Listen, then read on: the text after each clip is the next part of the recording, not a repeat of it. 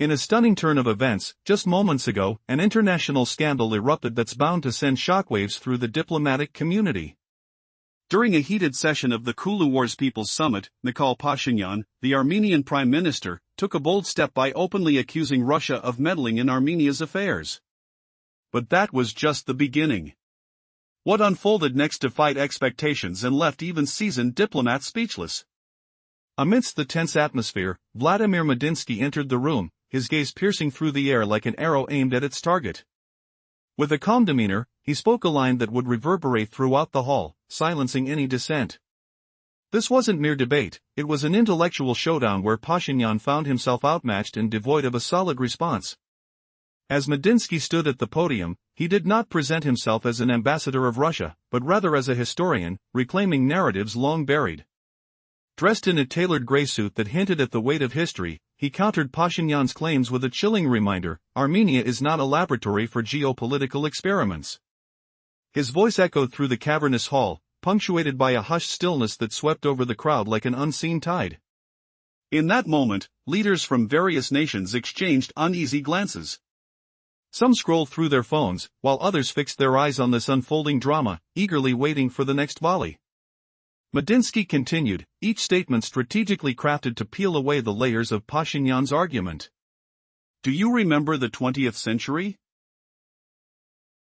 The shadows of powers past loom large over your choices today, he pressed, striking at the very foundation of Pashinyan's position. The air grew thick with anticipation. Every word Medinsky uttered seemed to crystallize the tension, hanging in the air as icily as a specter. It was as if the very walls of the hall absorbed the weight of the exchange, amplifying the silence that followed each bold declaration. Diplomats leaned forward, their breaths held, captivated by the unraveling narrative. Your history speaks volumes, he said, intensity rising. Those who built your nation also crafted its identity. Have you forgotten the scholars and creators who shaped Armenia amidst its struggles?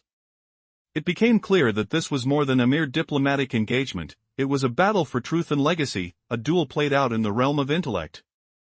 In a decisive moment, Medinsky laid bare Armenia's reliance on its history, arguing that choice isn't merely about flags punctuating borders, but rather the legacy of thought, culture, and civilization. You stripped yourself of your own narrative by rejecting the past, he declared. As silence enveloped the room, Pashinyan's expression flickered, revealing the arduous fight within, a struggle not just for political survival but for the very soul of a nation. Yet, amid the tension and anticipation, Medinsky's approach proved masterful. He transformed the debate into a philosophical inquiry, forcing Pashinyan into a corner where every response would either empower his narrative or seal his fate. The atmosphere was electrifying. This wasn't just a conversation, it was a clash of ideologies. What would happen next? Would Pashinyan summon the strength to respond, or would he falter under the weight of history? The audience leaned in, eager to witness the resolution of this high-stakes duel. In the previous part, simmering tensions erupted in the hall as Nikol Pashinyan hurled bold accusations at Russia, invoking shadowy forces from the past. But Vladimir Medinsky didn't back down. He sliced through the air with a mesmerizing retort, freezing Western diplomats in their seats and shattering the diplomatic facade. Can a single stinging correction unravel an entire nation's grievances? Picture this, diplomats' mouths hanging open, the scent of stale musty air thickening like fog, while the echo of humiliated pride reverberates in every corner. Did Medinsky just expose a gaping hole in history that Pashinyan couldn't escape? The clocks seemed to pause. Reporters lurched upright. Glasses cracked along tiny veins. Shards splintered not just the rims, but icy spears burying deep into minds. He spoke without volume's force. Yet his tone carried no room for hesitation. Allow me to clarify. The KGB emerged in 1954. It surfaced nearly 4 decades after Armenians endured Ottoman horrors. If you're digging deeper than that, Prime Minister, tread lightly with timelines. Or with the Soviet Union's shadow. Delegates whipped around. The cameraman twisted manually. Conversation shifted gears with brutal speed. A reactor meltdown in reaction. Breath escaped lips, altering thoughts. He grasped it. Protocols vanished. Diplomacy crumbled. A conflict ignited. No graphs or parallels here. Only truths. The Soviet army surged into Yerevan. It obliterated Armenia's sovereignty. Voices rose defiantly. No alliance flourished. A tyrant ruled. No future aid came. Inequality reigned. Reasons vanished. Words aimed for absolution. But governmental shadows lurked within. Medinsky lifted a hand effortlessly. Before the 11th Army marched in, other banners fluttered.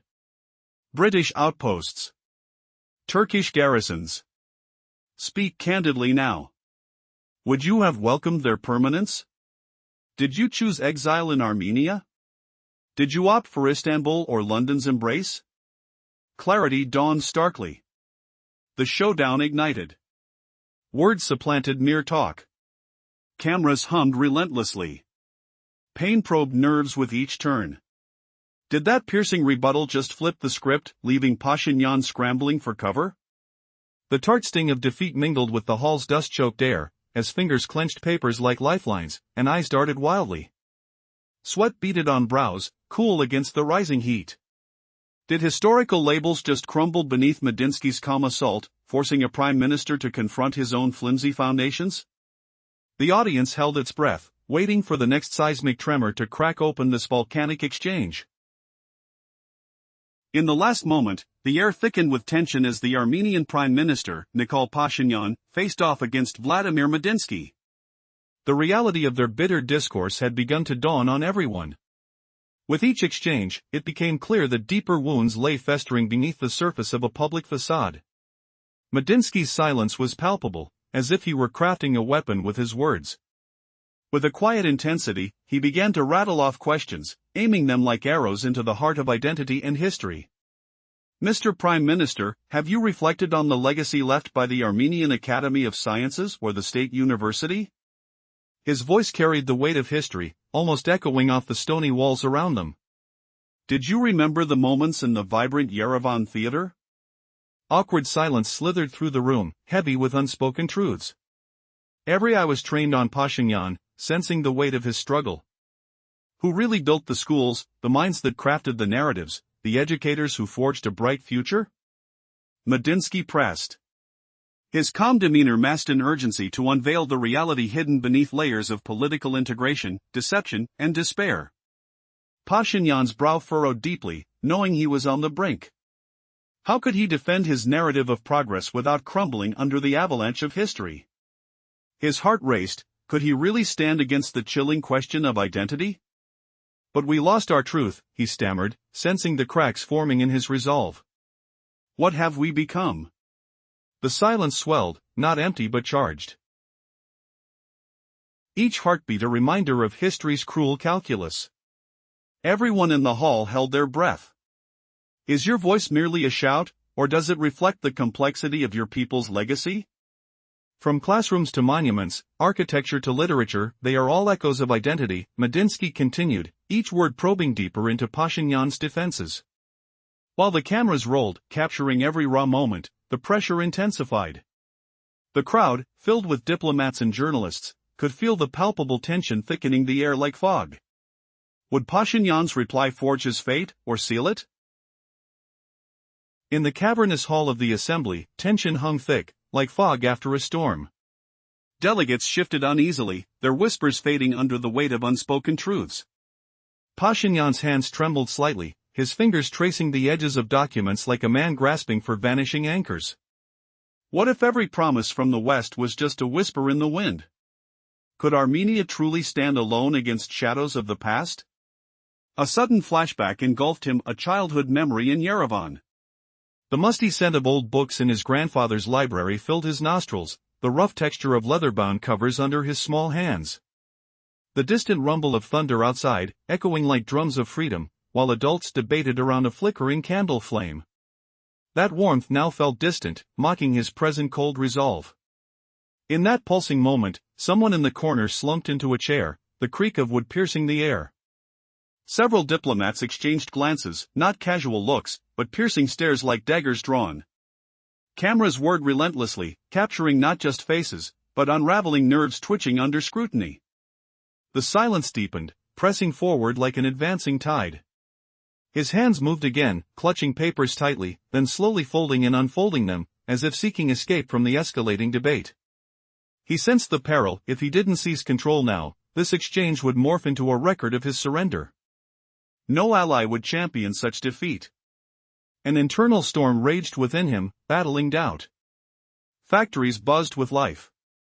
Schools echoed with lessons. Institutes hummed with ambition. Yet, these were mere tools in a grand illusion. Armenia rode as a cog in a relentless machine of destiny. Winds of power roared unchecked, leaving no room for free flight. Functions overshadowed dreams.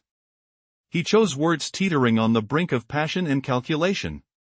Pashinyan addressed the regime directly, striding to etch his intent into every ear. Surprise flickered in his eyes. The response he'd anticipated arrived, but in this arena of giants, it felt like a pebble against stone. Unexpectedly fierce. Medinsky calmly pulled out thin sheets of paper, fanning them subtly toward Pashinyan, the faint rustle like secrets unfolding. Data gleamed, figures, charts, undeniable statistics. No need to recite digits aloud, their presence sufficed. His voice emerged smooth, probing. Wind cannot coexist with the gears that shield a home from ruin. He paused. You speak of mere roles. But honesty demands acknowledgement. In the 20th century, annihilation loomed, threats from Turkey, Britain, Germany, each vying for dominion. The Soviet Union fortified borders, spared eradication. It erected schools you now scorn as colonial impositions. Dentro these walls, lessons ignited futures. Those who would build a nation learned their paths. He leaned forward, words piling like unyielding pillars, each one eroding Pashinyan's stance to fragments. Without education, medicine, or defense, shades of humanity lingered. Not a thriving people, but scattered remnants. Easy prey for those who posed no questions, unraveled no complexities. Pashinyan leaned back abruptly, casting a sidelong gaze across the hall. An unnamed observer widened their eyes in disbelief, the room's collective unease crystallizing like ice underfoot.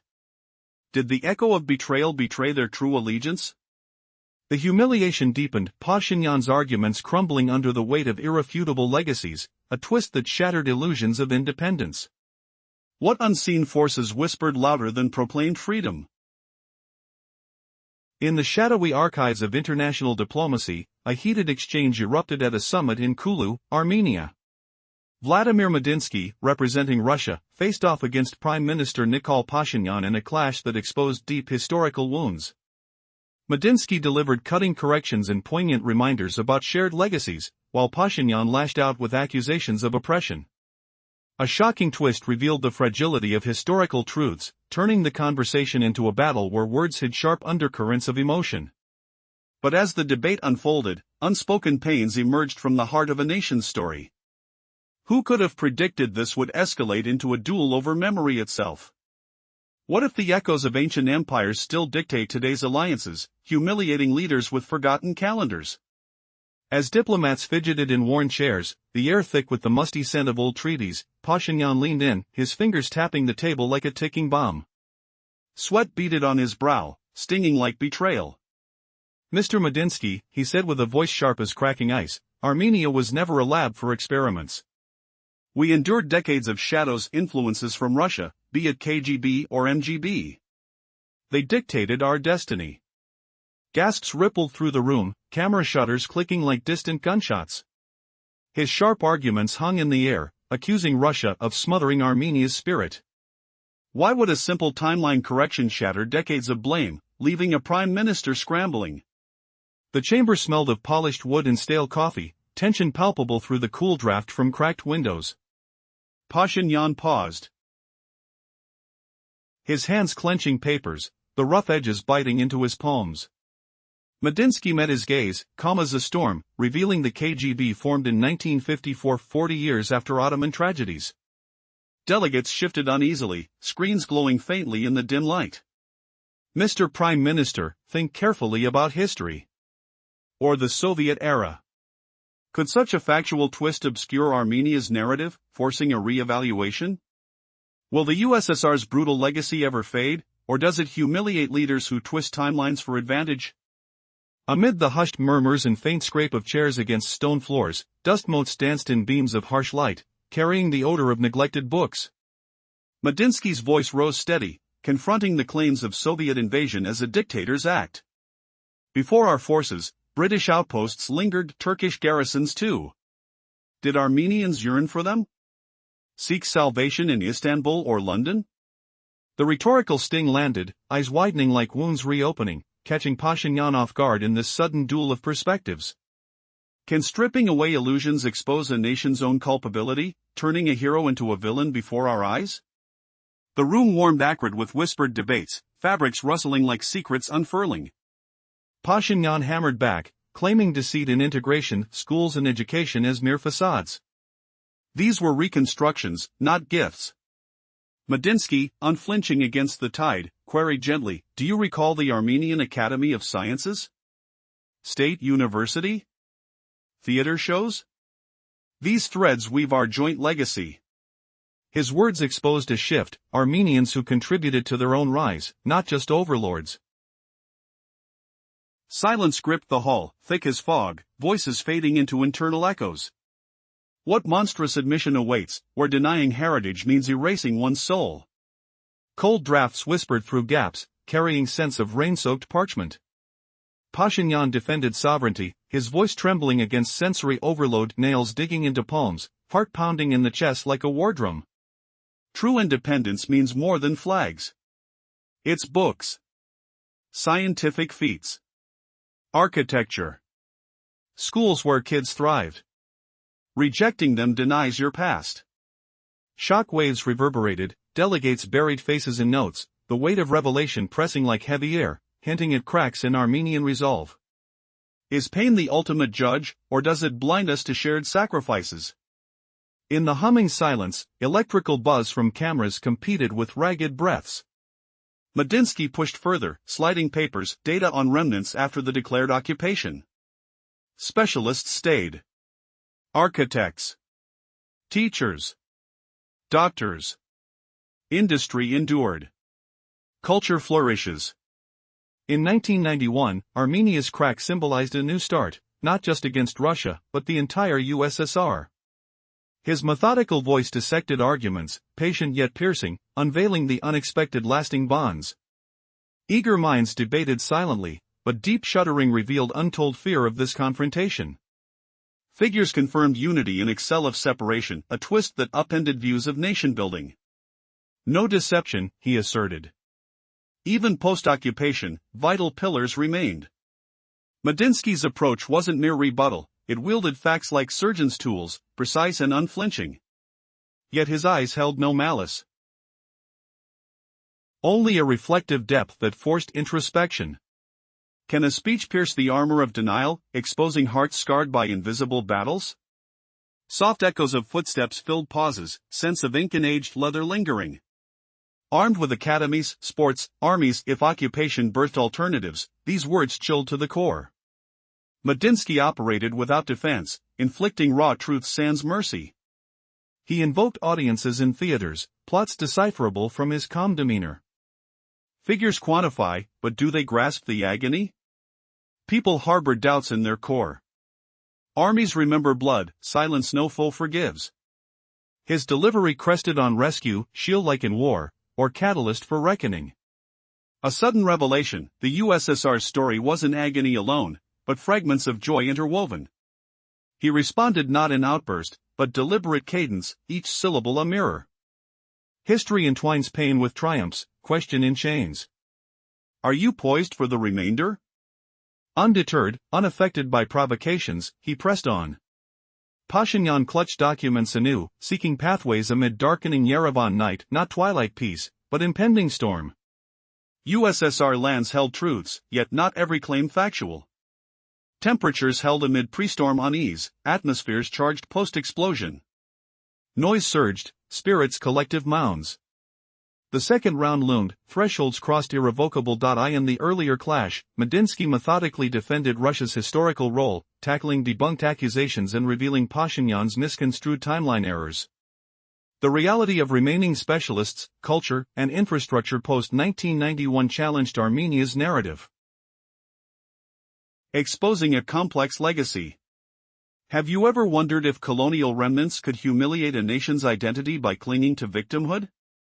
News buzzed globally about a summit scandal, where peaks of outrage masked inconvenient facts.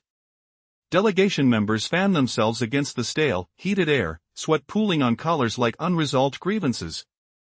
Pashinyan accused Russia of turning Armenia into a puppet, but Medinsky calmly reordered events. His correction slammed doors on false narratives, unleashing a rhetorical flood that questioned modern spins on the past. Imagine the shock of dates unveiling misjudged histories. What desperate defense ensues? Cameras clicked incessantly, circuits whirring like anxious hearts in the cavernous hall. Lamplight gleamed off polished tables, accentuating wrinkles of fatigue on Pashinyan's face, where bitterness etched deep lines. Medinsky noted the KGB's 1954 inception, well after Ottoman horrors. Prime Minister, scrutinize your dates, he warned, flipping gazes to the Soviet complexities unspoken. Could a twist of flags and forces expose Armenians' real desires and wartime chaos? The odor of burnt-fused tensions permeated, papers crumpling under urgent grasps. Pashinyan blasted Soviet invasions as tyranny, his voice booming through microwaves. Yet Medinsky probed, pre-11th Army, British envoys and Turkish troops dotted the land. Did locals crave their permanence, seeking refuge in empires afar? Shock-etched faces, turning the debate into raw, personal duels. What if integration's promise was a mask for deeper exploitation, shattering blind trust? Rustling fabrics sounded like conspiratorial whispers as rumpled suits shifted. Pashinyan mourned lost sovereignty, fingers drumming tables in rhythmic frustration. We ceded self-rule, falling prey to domineering shadows. Medinsky countered calmly, bridging inquiry with revelation. Were academies, theaters, universities mere illusions? Educators shaped futures, these endure in history's weave. Does erasing heritage erase a people entire, or awaken dormant consciences? Nerve-stretched silence crackled with unspoken dread, air heavy with anticipation's metallic tang. Pashinyan parroted loss, voices smothering nations' wills. Medinsky urged broader sight, voices transcend shouts, embrace books, sciences, built legacies. Deny them, and you orphan your roots. Delegates squirmed, words landing heavier than stones. Is factual persistence a softer assault, dismantling defenses through undeniable evidence? Buzzing wires and faint keyboard taps underscored the standoff, hands trembling on iced water glasses. Medinsky waved papers validating post-1991 continuity, doctors, architects, cultures thriving. No erasure, just enduring threads. His push fortified views of survival over decay, yet it invoked a cruel empathy. Can deep pain articulate betrayal louder than words, searing into collective memory? Heated arguments cooled under layer scrutiny, breaths halting in suspense. Medinsky dismissed cold stats as abstraction. Figures lie, failing to convey agony. Hearts retain doubts, armies echo bloodied silences unforgiven. His crescendo offered armor or ignition in hidden wars, creating an inescapable reflection. Might joy and hardship cotwin in interwoven histories, forcing uncomfortable reckonings? Pensive stillness vibrated with evolving tempers, sighs escaping like steam from kettles. He framed responses deliberate, each pause a profound lens. Suffering intertwines with victories, horrors binding enduring threads. Prepared for revelation's weight? Undisturbed, he advanced the duel. What fresh devastation lurks in storm-pregnant nights over disputed lands? Chamber pressures climbed, mixing explosive atmospheres post-rebuke. Pashinyan rescan antiquated documents, night descending like omens beyond mere dusk. Soviet territories harbored truths, not all fabricated. Second act neared, where truths dare invade. Just a few moments ago, the world stood still as an international scandal began to unfold. In a tense public meeting regarding the Kulu War, Nikol Pashinyan, the Prime Minister of Armenia, boldly accused Russia. But what transpired next was anything but routine. Vladimir Medinsky, a prominent Russian official, locked eyes with Pashinyan and unleashed a statement so startling, it left even seasoned diplomats in disbelief. What Medinsky said turned the room into a battleground of words, sealing Pashinyan's fate in an instant. Stay with me through this gripping narrative to discover why this exchange is being dubbed the most explosive confrontation yet. The atmosphere felt charged as Medinsky entered the hall, dressed in a stark gray suit that seemed to absorb the very tension hanging in the air.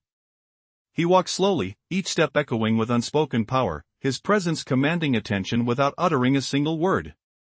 The subtle rustle of fabric contrasted with the weight of anticipation, as if the walls themselves were holding their breath. Medinsky, unwavering, approached the podium. His calm demeanor belied the storm that brewed beneath the surface, an iceberg with a sharp, threatening edge. As he began to speak, his voice resonated like a sharp knife slicing through silence. Armenia is not a playground for geopolitical experiments, he declared. His words hung in the air, palpable and chilling. Those gathered, diplomats and dignitaries alike, were gripped by the gravity of his accusation against the shadow of Russian influence. They did not merely hear his voice, they felt it reverberate through the very fabric of their political landscape. The room went eerily quiet, meditative almost.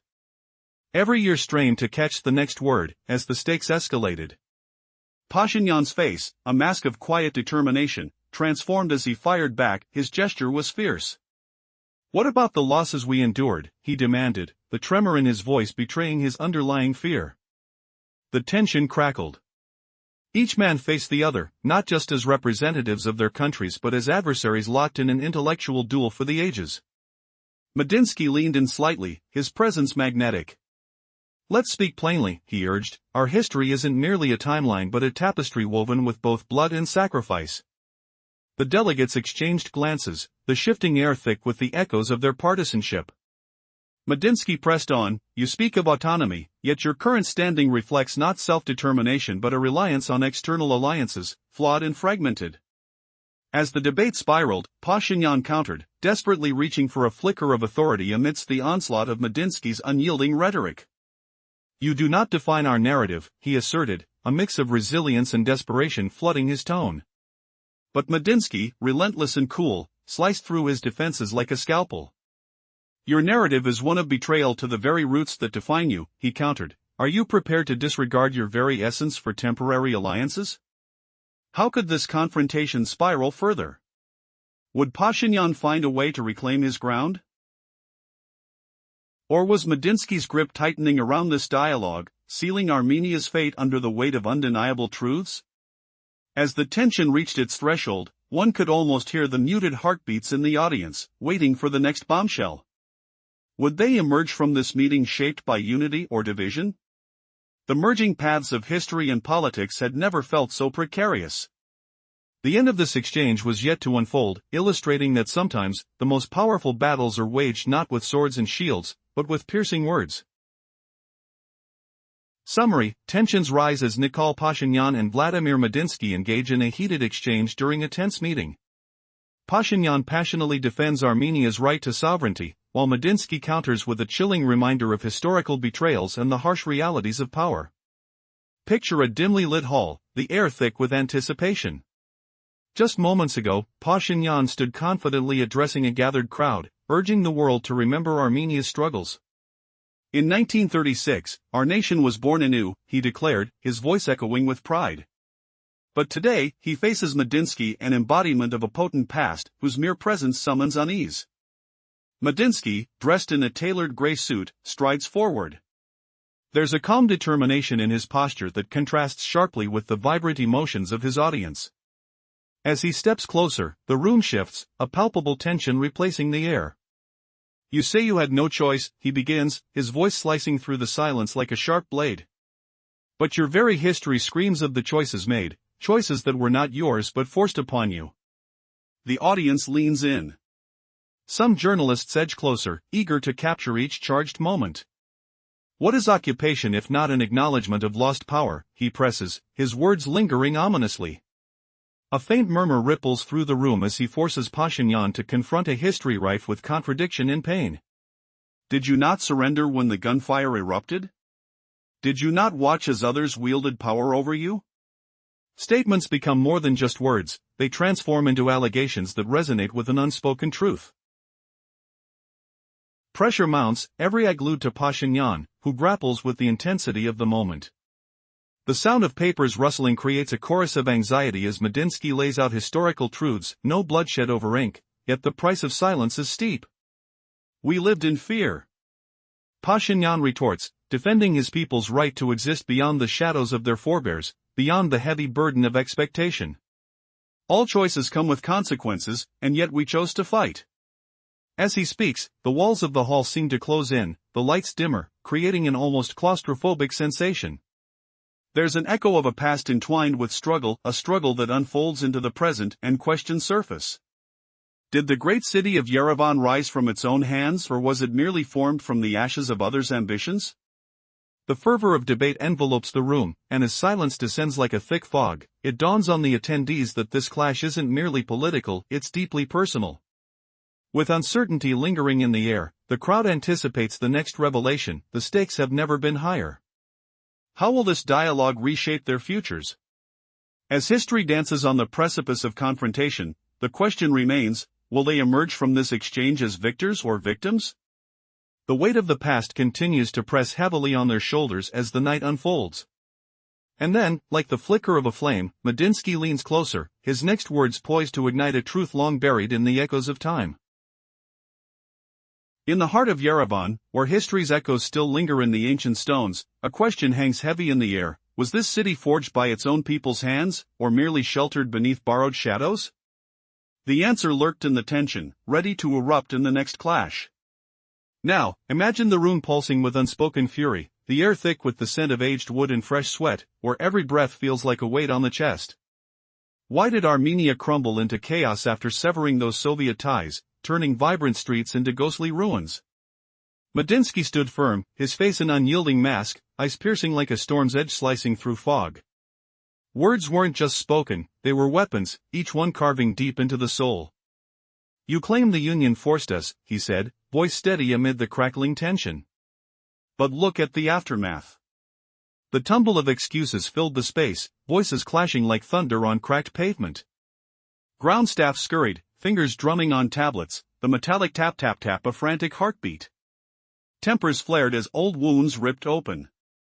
Freedom, he countered, the word dripping sarcasm. We chose to depart the Caucasus strong. Yet cities crumbled. Refugees huddled homeless. Guns roared anew. His gaze locked on Pashinyan, sharp as a dagger's point. Where was your promised ladder to ascend? Why did safety dissolve into savagery? A collective gasp rippled through, the silence now a live wire humming danger. Medinsky leaned in, hands steady on the edge of the table, the wood grain biting into his palms like unspoken truths. Pashinyan shifted, sweat beading on his brow. The acrid sting of defeat creeping in. Rhetorical barbs lodged deep, forcing retreat from comfortable ground. No quarter given. Medinsky waited, eyes unwavering, like a predator scenting vulnerability. He removed his glasses slowly, fingers tracing the frame with surgical precision, lenses reflecting the harsh lights. No mirrors needed, the truth stared back unfiltered. Freedom wasn't chaos, he declared calmly, each syllable a precise incision. But here's the twist, evidence unfolded on the table, cold facts defying the narrative, a stark revelation that the Soviet era birthed not tyranny, but a lifeline against extinction. How would Pashinyan counter this damning pivot, with the world's eyes boring into his crumbling facade? The cliffhanger loomed. Was this the moment history shattered forever, or just the prelude to Armenia's reckoning? Feel the room's chill deepen, papers rustling like dry leaves in a wind of judgment. Whose legacy would endure the scrutiny? A shocking fact emerges next. Armenia's post-independence turmoil didn't stem from freedom alone, but from the wicked gamble of ignoring those forged foundations. But what unspeakable devastation awaited if he failed to respond? The air thickened with anticipation, a sensory storm of whispered accusations and the faint metallic tang of bloodied ideals. In a dramatic confrontation at a recent international summit, Nikol Pashinyan, the Prime Minister of Armenia, publicly confronted Russian representatives over territorial issues, igniting a firestorm of tension and unexpected exchanges. As the tension built up, Vladimir Medinsky stood up and prepared to deliver a blow that would leave everyone speechless. The air was thick with anticipation as Medinsky strode into the meeting hall, exuding an aura both calm and commanding. His understated gray suit contrasted sharply with the weighty importance of the moment. As the murmurs of the gathered diplomats faded, he caught Pashinyan's gaze, ready for the confrontation ahead. Medinsky's voice cut through the silence, echoing like an arrow shot straight at its target. "Let's speak frankly," he began, his tone devoid of any pretense. Armenia is not merely a pawn in geopolitical chess. Its history, redefined by the shadows of outside forces, cannot be manipulated for someone else's benefit. Pashinyan clenched his fists, struggling against the wave of outrage and disbelief boiling within him. Medinsky continued, reminding everyone of the Soviet era, a time when Armenia's identity was woven into the fabric of a larger narrative. He listed the contributions of Armenian writers, poets, and scholars during that period, each name like a pinprick in Pashinyan's defense, dislodging his composure. "You claim loss of identity," Medinsky challenged, his voice rising, "but what did you build after gaining freedom?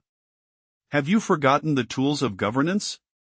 Each syllable dripped with the weight of history. Silence enveloped the room, punctuated only by the rustling of notes and the tension-filled breaths of those present. Medinsky's words hovered like an unyielding specter. "You were given resources and a platform, yet here we are in a void, a vacuum where your identity shatters instead of flourishes." But Pashinyan wouldn't back down. The weight of his heritage hung heavily upon him as he channeled his anger into his defense. "But who now holds the strings? What future have you paved for us?" His voice trembled with urgency, demanding a response. The tension escalated further as Medinsky's demeanor shifted. "You've been given freedom, yet you yearn for direction. Is the answer to align with those who would use this liberating potential only for their gain? Do you truly know the value of autonomy, or have you merely shifted one oppression for another?" The stakes continued to rise. Pashinyan's heart raced as Medinsky laid bare the truth of intertwined fates, the severe consequences of decisions made and promises broken during a chaotic post-Soviet reality. Would Armenia be a bridge toward future collaborations, or would it remain shackled by the decisions made in haste? As the dialogue intensified, Pashinyan knew the room had transformed into a battleground, where words became weapons, and every utterance could shift the course of history.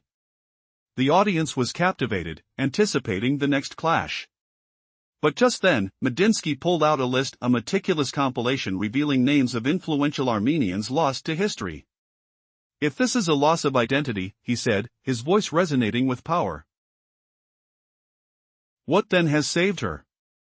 The question fell like a guillotine, leaving only a deafening silence in its wake. The room held its breath, watching as the very essence of Armenian identity was thrown into doubt, poised precariously at the edge of conclusion. How would Pashinyan respond? Would he falter, or would he fight back against the encroaching shadows of doubt? This electrifying confrontation escalates as truths surface and identities are challenged. What deeper motives lay behind each word exchanged? How the layers of power, history, and identity unfold in the most unexpected ways will leave you questioning what you thought you knew. In a tense international meeting, the stage was set for a confrontation that would leave an indelible mark on political discourse. Just moments earlier, Nikol Pashinyan verbally challenged Russia, igniting a powder keg of emotions and historical grievances. But what unfolded next was a verbal melee that nobody anticipated. Vladimir Medinsky, unfazed, stared directly at Pashinyan with a calm demeanor that belied the impending storm. When he finally spoke, his words sent shockwaves through the room, silencing even the most seasoned diplomats. It wasn't mere rhetoric, it was a call to arms, a confrontation of stark realities that left Pashinyan reeling. Armenia is not a laboratory for geopolitical experiments. Medinsky's voice sliced through the air. His declaration was not just a statement, it was a historical indictment against the Russian influence, a chilling reminder of past atrocities and a demand for respect. Tension hung palpably, as the air felt charged with unspoken fears and historical baggage. Pashinyan, determined yet visibly shaken, knew that he needed to respond with conviction. More than 500,000 of our men fought valiantly in the Great Patriotic War, he asserted. His voice was steady, but the undercurrents of pain and loss seeped through. They didn't fight for Moscow, they fought for their homeland, for the dignity of Armenia. The vulnerability in his words was a double-edged sword. He risked exposing his emotional core while pleading for recognition.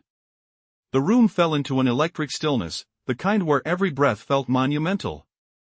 Medinsky remained unfazed. His expression more thoughtful than confrontational. He interjected coolly, "But let us not forget the context. The shadows of the past linger when discussing your current choices." The implication was clear. The struggle for identity and integrity in the face of historical tyranny was now being laid bare on this public stage. Suddenly, a realization struck: this was not just a political exchange, it was a clash of narratives, each side wielding history like a weapon. The stakes soared higher with every passing moment.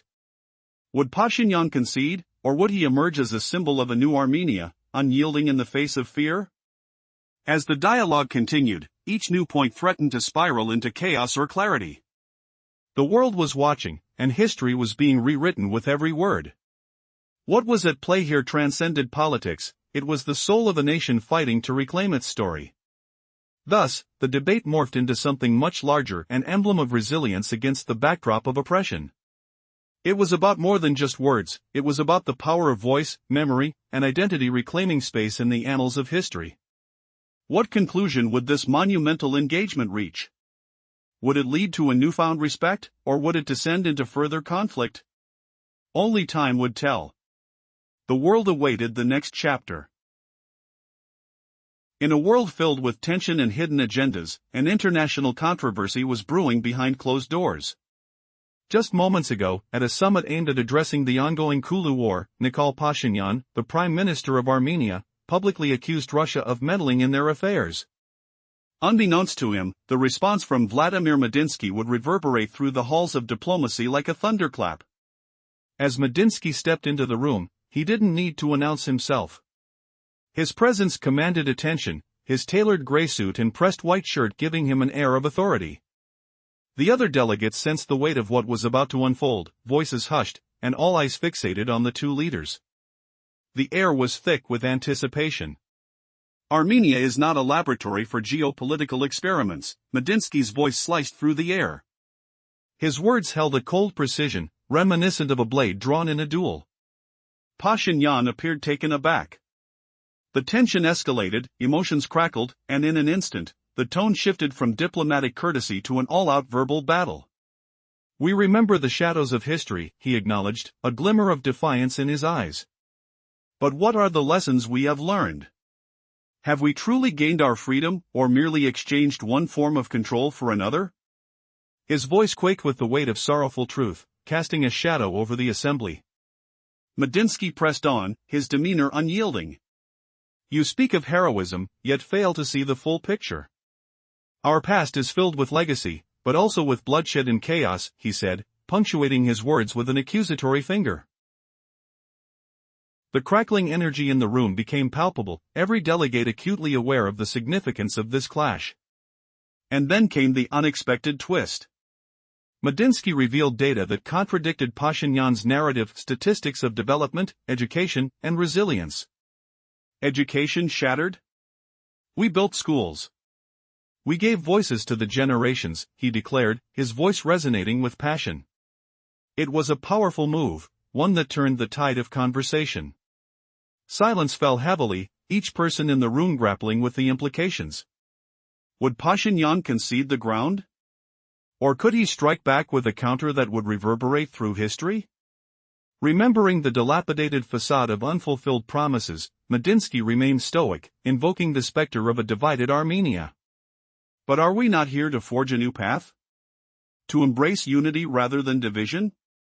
His plea hung in the air like a thick fog, as both leaders faced off in a battle of ideologies and futures, threatening to expose the cracks in a fragile alliance. What lay ahead in this unfolding drama? Would history judge them as leaders of resolve, or witnesses to a blunder that could reshape their nations forever? The stakes were high, and the outcome uncertain, teasing a resolution that could forever change the course of their shared history. In a high-stakes international meeting, an explosive exchange unfolded between Armenian Prime Minister Nikol Pashinyan and Vladimir Medinsky, the Russian representative. The tension reached a boiling point as accusations flew, leaving audiences in shock. What transpired in that moment would forever alter the dynamics between these two nations. As Medinsky entered the Grand Hall, his demeanor was calm yet commanding. He wore a gray suit that seemed to blend seamlessly with the shadows of the room. The air was thick with anticipation, each delegate's gaze fixated on him. The silence was palpable, broken only by the faint shuffling of papers. Pashinyan, visibly tense, sat across the table, his fingers twitching as he processed the weight of the moment. "Thank you for the roads and electricity you've provided," Pashinyan began, his voice steady, yet a hint of defiance lingered in the air. "But who gave you the right to meddle in our affairs today?" Medinsky paused, allowing the gravity of those words to hang in the air. He felt the eyes of the journalists on him, scrutinizing every nuance. "And what about the university where your parents once studied?" he countered coolly. "Or the factories that have empowered hundreds of thousands? This is not merely your narrative." As he spoke, his tone was clinical, dissecting Pashinyan's claims. "Gratitude is one thing, but do not brand our contributions as mere devastation. If you convince your people that their heritage is occupied, you will strip them of their identity, leaving only empty symbols without substance." Pashinyan, momentarily taken aback, closed his eyes as he pondered his response. Seconds stretched into eternity before he declared, "We have learned to be proud. Armenia should decide its own fate. Just because history recalls Russia as a guardian does not mean we must be your subjects." Medinsky remained composed, his eyes unwavering. "Then write your own history. But please, do not destroy what we have collectively built." A deafening silence enveloped the room. It was no longer a simple negotiation, it transformed into a battlefield of ideologies, freedom clashing with gratitude, fear confronting memory. Each word was a weapon, every silence a strategy. The stakes were massive, echoing through the room like the toll of a bell signaling an impending storm. As the tension thickened, the cameras captured not just faces but the essence of a confrontation. With every heartbeat, the distance between them widened, a chasm filled with generations of history, lost battles, and unfulfilled promises. Would this confrontation redefine their futures? The dialogue had shifted into something darker, where every passing moment pressed down like an unseen weight, heavy with the legacy of their countries. Summary: in a charged atmosphere, a confrontation unfolds between Armenian Prime Minister Nikol Pashinyan and Russian diplomat Vladimir Medinsky. A battle of words begins, highlighting tensions and the struggle for historical interpretation. An unexpected shift in power dynamics echoed throughout the grand, dimly lit hall. With the weight of Armenia's history hanging in the air, Nikol Pashinyan dared to challenge the very foundation of his opponent's beliefs. As he stepped forward, his voice cut through the silence, declaring that removing Soviet memorials wasn't simply about erasing history, it was a quest for identity, paying homage to those who struggled, built, and dreamed. Each name inscribed in stone represented a legacy worth remembering, yet it felt like an open challenge to Medinsky. With piercing eyes, Pashinyan paused, allowing his words to sink in. "How will you explain this to your children?" he asked, his tone unforgiving. But there was no response, the silence stretched uncomfortably as he absorbed the absurdity of the moment. This wasn't merely a political theater. Here, amidst the weighty legacy of the past, every utterance mattered. The atmosphere thickened as Medinsky, standing resolute, knew he could not tiptoe around the truth of history. "We aren't attempting to erase," he countered, his voice low and steady, "but you've forgotten." Each word dripped with gravity, aiming to pierce the veil of Pashinyan's rhetoric. He spoke with a historian's authority, weaving urgency into his narrative, aware that every glance from the assembled audience heightened the stakes. "We're not just honoring the past," he continued. "We're constructing a bridge from it to the future." Medinsky's conviction reverberated through the hall, punctuating the air. "Your actions betray a fear of acknowledging what once was. And this fear, it cannot serve your people." The tension was almost palpable. Pashinyan's brow furrowed, the moment teetering on a knife's edge. He knew he had to reclaim control, in this duel of ideologies, faltering meant capitulation. You equate memory with submission, he shot back, intensity igniting in his voice. But we reclaim our history free of chains. Medinsky remained unmoved, his composure a fortress. Yet, this reclamation comes at a price. We must remember. The legacy cannot be twisted into a tool for your own narrative. It's about our shared humanity. It was a masterstroke, his calm demeanor contrasted sharply against Pashinyan's rising fervor. The backdrop was heavy with the echoes of history, and with every exchange, the room tightened around them like a vice. Every pause seemed to amplify the weight of their confrontation, the air thick with anticipation. Would Pashinyan concede to the narrative woven before him, or would he find strength to reshape his own? As the dialogue unfolded, it was clear, this was not merely a discussion, it was a battle for the future of a nation, held captive by the ghosts of its past.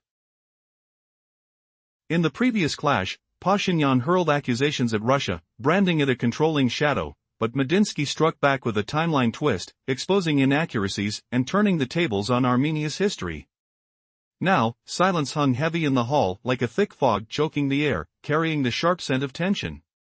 Medinsky let it linger, eyes locking onto Pashinyan. Then, he spoke, his voice cutting through like a blade. Instinct, self-sufficiency, that's a fascinating formula. A pause.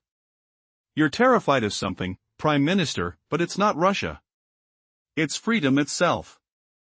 The room froze. Was this humiliation or revelation? No theatrical flair here, just raw honesty piercing the quiet.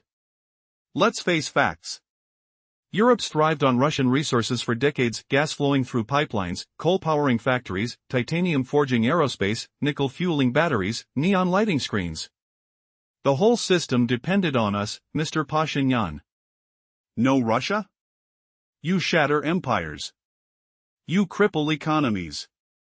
He flipped open a folder, slamming graphs and charts onto the table with a thud that echoed. Smudged ink smeared under sweaty palms, the stench of stale coffee mingled with fear. Not fiction, these numbers scream truth. Germany's chemical giants plunged by over 20%. France hauls coal from New York at a premium. Italy? Smashed by sanctions, satellites orbiting in chaos. This isn't abstraction. This is the brutal cost of ditching Russia. Pashinyan twitched, his chair creaking under shifting weight. But Medinsky raised a calm hand, silencing him. Relax, I won't judge your choice. Just don't deceive yourself. That's not liberation. It's an illusion, free from Moscow, yes, but shackled to Brussels, Washington, buried under political debts and credit traps. He leaned in closer, voice dropping to a whisper that hissed. When you label us a risk factor, you erase history. Russia kept doors open, even as you pushed us away. We poured in investments, rebuilt lives, honoring bonds stronger than any fleeting alliance. Or so we thought, until now. The words dropped like bombs, detonating shockwaves. Could Pashinyan pivot? No. Shock rippled across faces. Had Armenia been blind to Europe all along? Desperate, Pashinyan lunged for control, his voice rising above the murmurs. Why so bitter? Why tremble? Is it you projecting fear? Does Europe reflect your true face, the real menace lurking beneath? But the twist hit, Medinsky's eyes gleamed with secret knowledge. / what hidden truths waited, ready to shatter illusions? Stay tuned, this duel was far from over, fate hanging on every ruthless revelation. In a tense and dimly lit hall, the weight of history hung heavily in the air. Nikol Pashinyan stood as a solitary figure, facing an audience that had once cheered in fervor but now simmered in uncertainty. A pivotal confrontation was about to unfold. The unyielding silence hinted at a brewing storm. Everyone awaited the next move in a high-stakes dialogue that intertwined personal pride and national legacies. What do you know of your past? A stranger's whisper echoed in Pashinyan's mind. The swirling dusk covered Yerevan in a warm embrace, flames flickering in the distance, an eternal reminder of struggle and survival. Pashinyan sensed the weight of collective expectation. Beyond this room lay the pulse of a city yearning for clarity, for connection. Memories of how Europe had once been forged through sacrifice rose to the surface. The question clawed at him: had the sacrifices been forgotten, overshadowed by the burdens of the present? Clearing his throat to break through the suffocating silence, he returned to the eyes of his opponent, Vladimir Medinsky. "Yes, Europe owes you," he began, voice steady yet layered with conviction, "but don't forget, she doesn't only remember the triumphs. She remembers Budapest, Prague, and Berlin behind barbed wire." The air shifted, charged with palpable tension. The words fell like stones, each echoing deeper into the hearts and minds of the audience. Medinsky felt the impact, remaining stoic as Pashinyan plunged into uncharted territory. Is history just a tale of honor and glory? He paused, letting the silence press against the walls, and continued. No. She remembers the dread, the fear embedded in her very fabric, a fear of you, of your past actions. The audience shifted, spirits ignited by the visceral truth hanging in the air. Medinsky, unyielding, felt an inner resolve sharpen. He gathered himself, embodying the fierce spirit of his ancestry, ready to rebut the accusations aimed at the roots of national identity. "And what of your own nation?" he retorted, pressing forward with newfound vigor. "Was it not the blood spilt on those very streets that paved the way for your current state? Do you believe the world has forgotten?" The exchange between them crackled with electric intensity. Pashinyan, meeting the challenge head-on, seemed to tap into the essence of the room, the collective memory, the longing for truth amidst differing narratives. As the debate escalated, the air thickened with implications, each statement resonating like an ancient battle cry. Outside, the night deepened, shadows dancing across the cobblestones as the sounds of a vibrant city echoed. The smell of smoke and spices intertwined, a reminder of life amid turmoil. "Do you truly wish to be remembered as a savior?" Pashinyan pressed, grappling with the ghosts of the past that threatened to consume them both. Medinsky's expression turned cautious, a flicker of recognition crossed his features. "Then let us not forget," he countered, his voice firm yet laden with the weight of history, "that the complex tapestry of our shared past shapes our present and future. We must not only address the pains but also honor the resilience." Undeniably.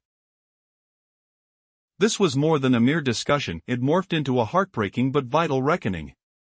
Would they emerge united, or merely as oppositional stalwarts of conflicting narratives? The stakes were monumental, the lives of many riding on the exchange of ideas, and the atmosphere thickened yet again. The night lingered on, filled with unanswered questions and the haunting sense of something extraordinary looming on the horizon. Would this conversation alter the trajectory of their intertwined destinies, or would it slip away like smoke through their fingers? The answer lay hidden within their next words, awaiting to break free into the vast unknown. Not long ago, tensions erupted during a significant meeting between Armenia and Russia. Prime Minister Nikol Pashinyan boldly accused Russia in front of an international audience, igniting a heated exchange. But what followed left everyone stunned. Vladimir Medinsky, a key Russian diplomat, confronted Pashinyan directly, uttering words that echoed throughout the room, catching even seasoned diplomats off guard. This wasn't mere diplomacy, it felt like a battle of wills. As Medinsky stepped into the chamber, he carried an air of authority. Clad in a tailored gray suit that contrasted sharply with the worn surroundings of the venue, he approached the podium with a calm demeanor that belied the emotional storm brewing within. The room was stifling, filled with an intense energy that crackled as he began to speak. The delegates leaned forward in their chairs, each moment pregnant with anticipation. In a striking declaration, Medinsky commented on Armenia's place in geopolitical struggles, highlighting the shadows of history that loom over the present. He pointed out the struggles of the Armenian people throughout the centuries, referencing how they have fought for self-determination against overwhelming odds. The silence in the room was deafening, a charged atmosphere where every eye was trained on him. The air was thick with tension as he continued, stating that Armenia should not be a pawn in the larger chess game of international politics. "And yet," he challenged, "you seem to forget history as if it never mattered." Who, I ask, has the right to erase the sacrifices made by millions? This question hung in the air, piercing through the hearts of those gathered. He produced an old photograph, an image of a Soviet soldier sharing bread with a German child in a war-torn village. The simplicity of the image belied the complexity of its implications. We remember, but can you say the same? As Medinsky spoke, his voice unwavering, he laid bare the fragile solidarity that held their historical links together. He recalled the very real sacrifices, the lives lost and the communities destroyed, provoking a palpable shift in response. Pashinyan, momentarily thrown off balance, found himself facing the weight of history. The audience was hanging on to every word. The dialogue transformed from a diplomatic conversation into a fierce duel of ideologies, with both sides passionately defending their narratives. Medinsky's assertive stance was met with a mix of disbelief and quiet fury from Pashinyan. Questions arose, not only about national identities but also about personal accountability and the reverberations of the past into the present. Is it comfortable to forget the good, the shared moments of humanity? Medinsky pressed on, forcing the delegates to confront the truths obscured by time. History doesn't dissolve into nothingness, it shapes who we are. A hushed murmur fluttered through the assembly, as they wrestled with the uncomfortable realities of their shared past. At the crux of the matter stood the challenging question: who among them was brave enough to embrace a painful history so that future generations would not suffer the same amnesia? The silence thickened once more as Medinsky prepared to unveil another layer of their complex narrative. Would Pashinyan find the strength to confront this reality, or would the weight of history crush their dialogue before it could unfold fully? Have you ever witnessed a verbal slaughter that exposed decades of betrayal? A brutal takedown where a leader's ego shattered like glass under truth? Just minutes ago, a global scandal erupted at an international summit, one that's already racing around the world. In an open session, Armenian Prime Minister Nikol Pashinyan slammed Russia yet again.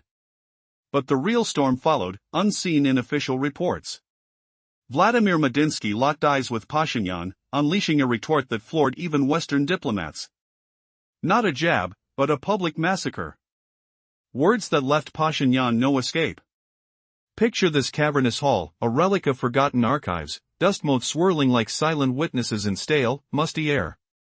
Echoes of footsteps bounce off stone walls, amplifying the tension. Walls that witnessed greater intrigues now host Vladimir Rostislavovich Medinsky, entering not as a negotiator but as history incarnate. His gray suit clung subtly, a whisper of old dignity amidst modern chaos. A white shirt starched to perfection, no flashy tie, just a subtle knot, darker than expected, evoking eras past. Gadget-free, save for a sleek black watch ticking like a quiet heartbeat. His face radiated calm, but beneath lay the quiet storm of a soul uninterested in noise. High cheekbones, thin lips that could part like wind-ripped curtains. Eyes holding no overt threat, yet pulsing with words' raw power. His voice, usually carrying Yerevan's echoes, morphed in this space, softening, sharpening into precise steel. Delegations clutter the room, some clutching declarations like shields, others protocols condemning unheard sins. Overhead lights flicker, casting shadows that dance like uneasy ghosts. In strolls Nikol Pashinyan, his new tie from Milan creased by open emotions, practically vibrating as part of the entourage. Beard trimmed neat, yet betraying ings of fatigue from endless battles, a weariness like smoke from dying embers. Fingers drumming papers, rhythm erratic, 2 taps on oak tables, a pause, 1 more. Anticipation hangs thick, acrid like ozone before thunder. Saunders settle, Medinsky's voice cuts through microphones, a finger pressing on an unseen chest. We must speak openly, he says, tone steady as grinding gears. Armenia? Not a lab for geopolitical games. Recall the 20th century, when our nation nearly lost self-existence rights. Today, forces meddle in fates, KGB, MGB, whatever label suits. Russia's shadow always dictated choices. Air thickens, scented with anxious sweat. Diplomats shift, phones buzzing faintly, eyes darting, some to opponents, others to backs. Time stretches, the word KGB lingering, a thorn in the silence. Pashinyan grimaces subtly, fabric of his suit itching against skin. Medinsky responds, voice unwavering, let me explain. The KGB formed in 1954. Nearly 40 years after the Armenian genocide in the Ottoman Empire. Retorts sting like frostbite. If you're dealing with history, Prime Minister, watch the calendar. Or perhaps the Soviet Union? Chairs creak, cameras whir manually. The room's temperature plummets, breaths visible now, as the conversation's arc fractures violently. Pashinyan, lips parting in sharp inhale, scent of cologne mixing with rising panic. Knows this transcends protocol. No diplomacy here, just primal combat. No graphs or parallels. Rights alone prevail. Medinsky rises, voice booming, the Soviet army entered Yerevan, ending Armenian statehood. Loud, assertive. No alliance. No dictator. Not aid, but necessity. Words thunder, resonating like distant artillery. Pashinyan flinches, pulse throbbing in temples. Medinsky gestures calmly, paper rustling like autumn leaves. Before the 11th Army, other flags flew, British outposts, Turkish garrisons. Honestly. Did you appeal for their permanence? Beg Armenia's erasure? Plead to Istanbul or London? Hall gasps, air electric, sparks almost visible. Pashinyan leans forward, sweat beading, cold on his brow. The clash ignites a true duel, cameras rolling relentlessly. Why evoke ancient wrongs now? Today, words reign supreme. Pashinyan counters, notes sliding under fingers, the Armenian people were deceived. What you call integration was exploitation. Forced into a template. Voice edged, hands gripping table's edge, wood splintering metaphorically in his mind. Medinsky pauses, turning pages deliberately, eyes steady. It's elementary, Prime Minister. Remember the Armenian Academy of Sciences? Armenian State University? Performances at Yerevan Theater? Questions hang, walls seeming to close. All preserved heritage. Ask your conscience, builders of schools? Authors of books? Teachers shaping futures? Or mere puppets in your narrative? Silence envelopes, heavy as velvet drapes, each breath audible. Pashinyan retorts, strained, not crucial. We lost autonomy rights. Soviet rule ignored the nation's voice. Emotion bubbles, voice cracking slightly, scent of defeat souring the air. Medinsky, unyielding, voice isn't just shouting. It's flags, books, science, architecture. Streets lined with schools we built. Tone firm, dust swirling disturbed by his calm breath. Abandoning this dumps your own history. Twists pile, pressures mounting invisible grips. Pause exceeds endurance. Light glares too bright, air constricts lungs. Diplomats fidget, chairs groaning. Cameras capture frayed nerves. Pashinyan presses, factories existed. Schools, institutes. But they served grand designs. We were cog in a vast machine. Wind that didn't soar. Words teeter emotion and reason. Medinsky produces data, papers snapping onto table, inches from Pashinyan.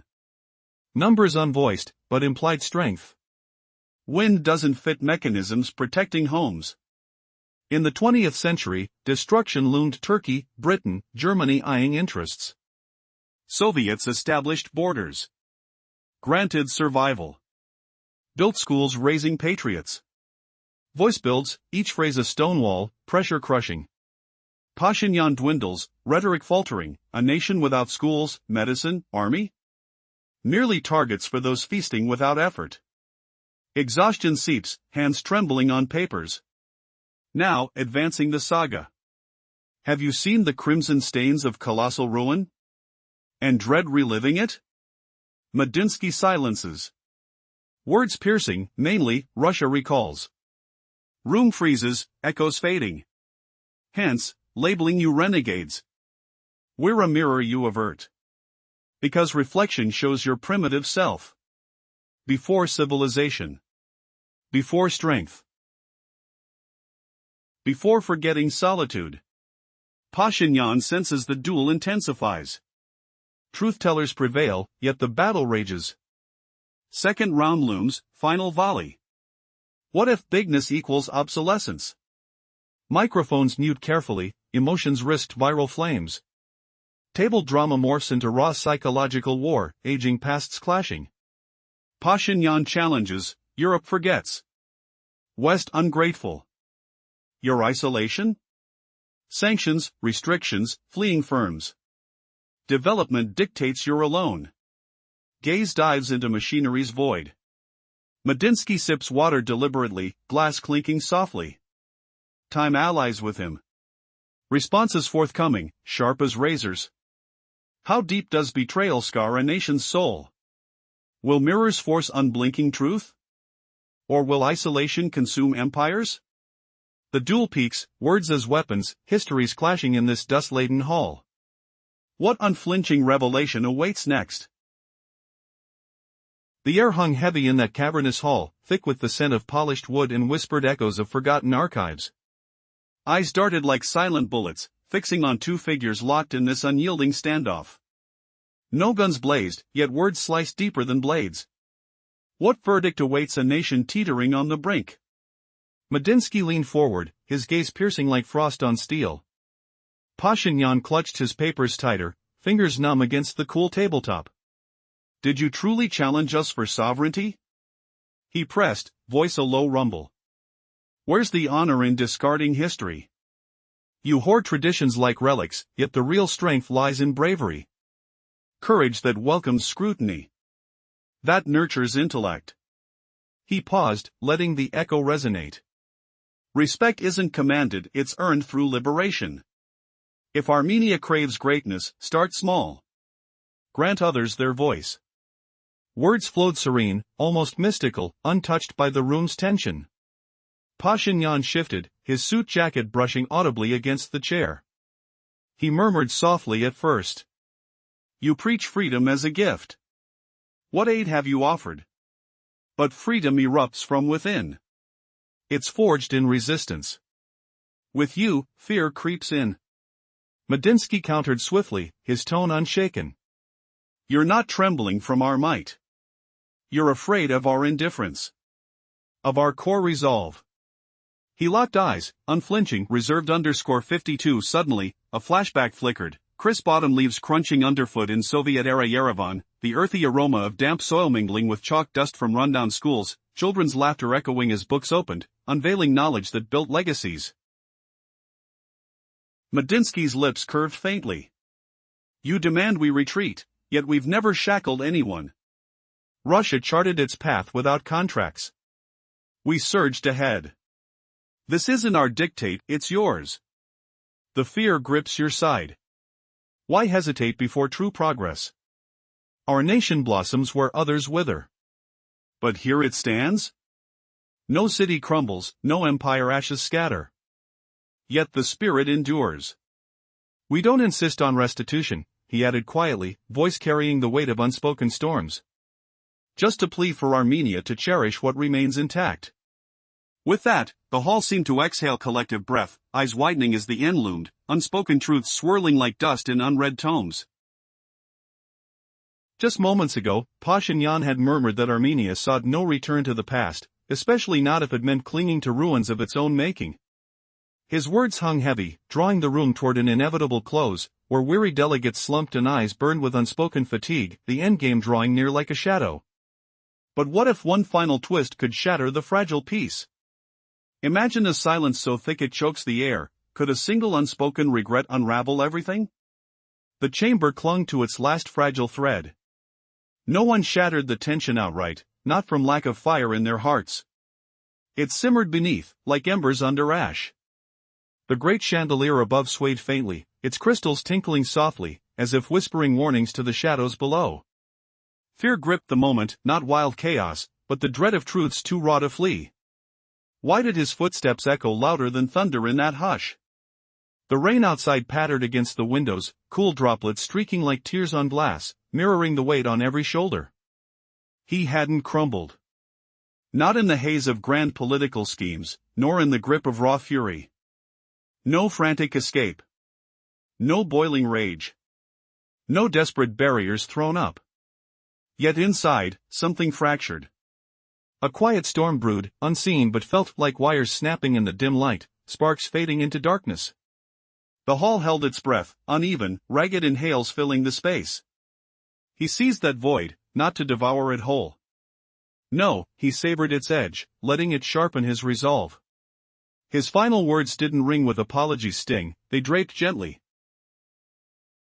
like a heavy cloak on weary frames.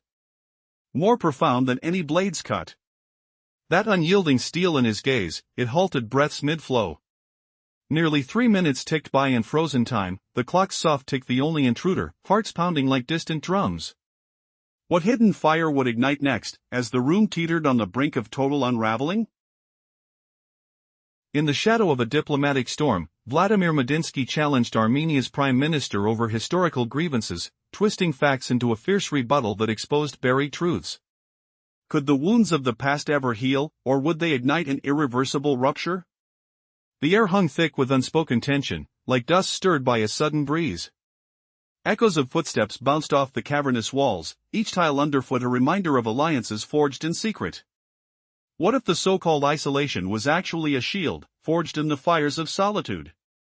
Medinsky's eyes, sharp as razors, cut through the fog of accusations. If you think we're isolated because Europe snubs us, you're wrong. His voice resonated, steady yet unyielding, weaving through the hall like a thread in an old tapestry. A subtle scent of aged paper filled the air, mingling with the faint hum of quiet breaths. Russia thrives not by invitations to grand forums, but by charting its own path. He paused, letting the words settle, heavy as stone. We forge our destiny, not beg for scraps from others. The crowd shifted uneasily, papers rustling like dry leaves. Pashinyan leaned forward, his fingers gripping the edge of the table, knuckles paling under the strain. Did he really believe the world revolved around Western whims, leaving Russia as an outcast? The fluorescent lights flickered faintly overhead, casting stark shadows that danced across faces etched with doubt. Medinsky's reply sliced deeper, a rhetorical blade. No. But remember this, the world doesn't turn without us. A hushed murmur rippled through the delegates. Hearts pounding in the stifling silence. The fabric of his sleeve brushed against the mic stand, a soft scrape that amplified the weight of his words. Smell of polished wood and anticipation hung palpable. Russia has always stood alone, against tyrants like Hitler.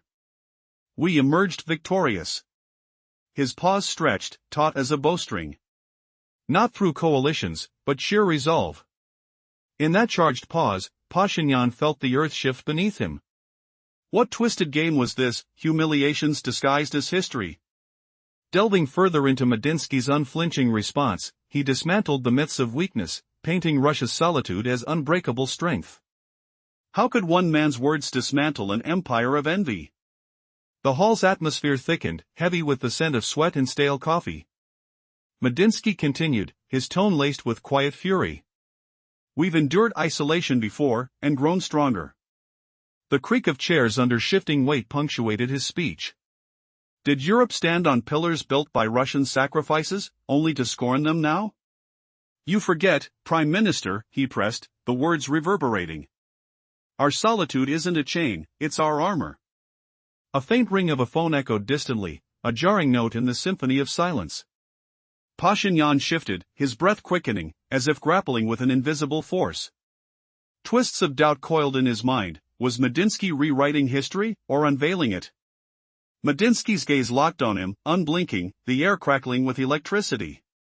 In this verbal duel, who would emerge scarred, humiliated by truths too stark to ignore? But as Medinsky leaned in, a new revelation hung in the balance, ready to shatter the illusion of certainty. Just moments ago, a shocking international controversy unfolded that is poised to reshape political narratives. During a public meeting about the Kulu War, Armenian Prime Minister Nikol Pashinyan leveled severe accusations against Russia. But what transpired next was hidden from the public eye until now. Vladimir Medinsky, with an unyielding gaze, confronted Pashinyan directly. His words struck like lightning, silencing even the most seasoned Western diplomats present. What many anticipated was a routine exchange, but it spiraled into an explosive confrontation that would have lasting repercussions. As Medinsky stepped into the room, his demeanor spoke volumes. Clad in a tailored gray suit, he exuded confidence, supported by a calm yet powerful presence. The air thickened with tension as political representatives gathered, each armed with official statements. The stakes rose higher when Pashinyan addressed Medinsky, recalling the historical struggles of his nation, a plea for recognition of Armenia's sovereignty. Medinsky's response, however, shattered any semblance of diplomacy. He reminded the assembly of the dark echoes of an era long past, countering Pashinyan's narrative with a historical context that few could ignore. Armenia is not merely a pawn in geopolitical games, he said, his voice a low rumble that reverberated in the room. It was Russia that saved Europe from ruin post-World War II. You seem to forget who provided gas to keep your lights on during crises. Where is your gratitude? Gasps filled the room, and a palpable silence ensued, with eyes glued to Medinsky. His words were not just a defense, they were a challenge, an invitation for the audience to reflect on their own history, their allies, and their actions. Would Pashinyan really continue to distance himself from a nation that once held out a hand in dire times? As the atmosphere intensified, Medinsky continued to dismantle Pashinyan's narrative, asking the tough questions. With all that you've received, have you ever uttered a single word of thanks? The impact of his question was undeniable. The once chaotic scene shifted to a grounded reckoning, forcing everyone to confront uncomfortable truths about their allegiances. The tension escalated. The debate morphed from a diplomatic inquiry into a fierce battle of wits. Pashinyan's facade began to crack, revealing raw emotions and underlying fears. What was he truly risking by speaking out? As Medinsky pressed on, each word he spoke struck at the core of Pashinyan's intent, exposing a lurking fear within the Armenian leader's heart. This wasn't just about politics anymore, it was a fight for the narrative that could define a generation. And that's when the real conflict began to take shape. The stakes were now higher than ever. Would Pashinyan defend his stance or crumble under pressure? The audience held its collective breath, waiting for the inevitable clash that would force one man to yield. The outcome hung precariously in the balance, and the world watched, waiting to see who would emerge victorious from this battle of ideology and history. Was this really just a discussion? Or had it shifted into a duel, one where the future of nations could be altered with a single misstep? As Pashinyan steadied himself for the next move, the stage was set for a confrontation that neither leader could afford to lose. The clock was ticking. The next words exchanged could change everything. Just moments ago, an extraordinary scandal unfolded before our eyes, escalating tensions between nations. At a public meeting regarding the Kulu War, Nikol Pashinyan boldly confronted Russia, voicing accusations that reverberated through the room. But what transpired next shocked everyone present, leaving no room for political niceties. As Vladimir Medinsky locked eyes with Pashinyan, he delivered a statement so astonishing that even seasoned Western diplomats gasped. It wasn't just a debate, it became a public exposure of weaknesses, with Pashinyan bewildered and out of his depth.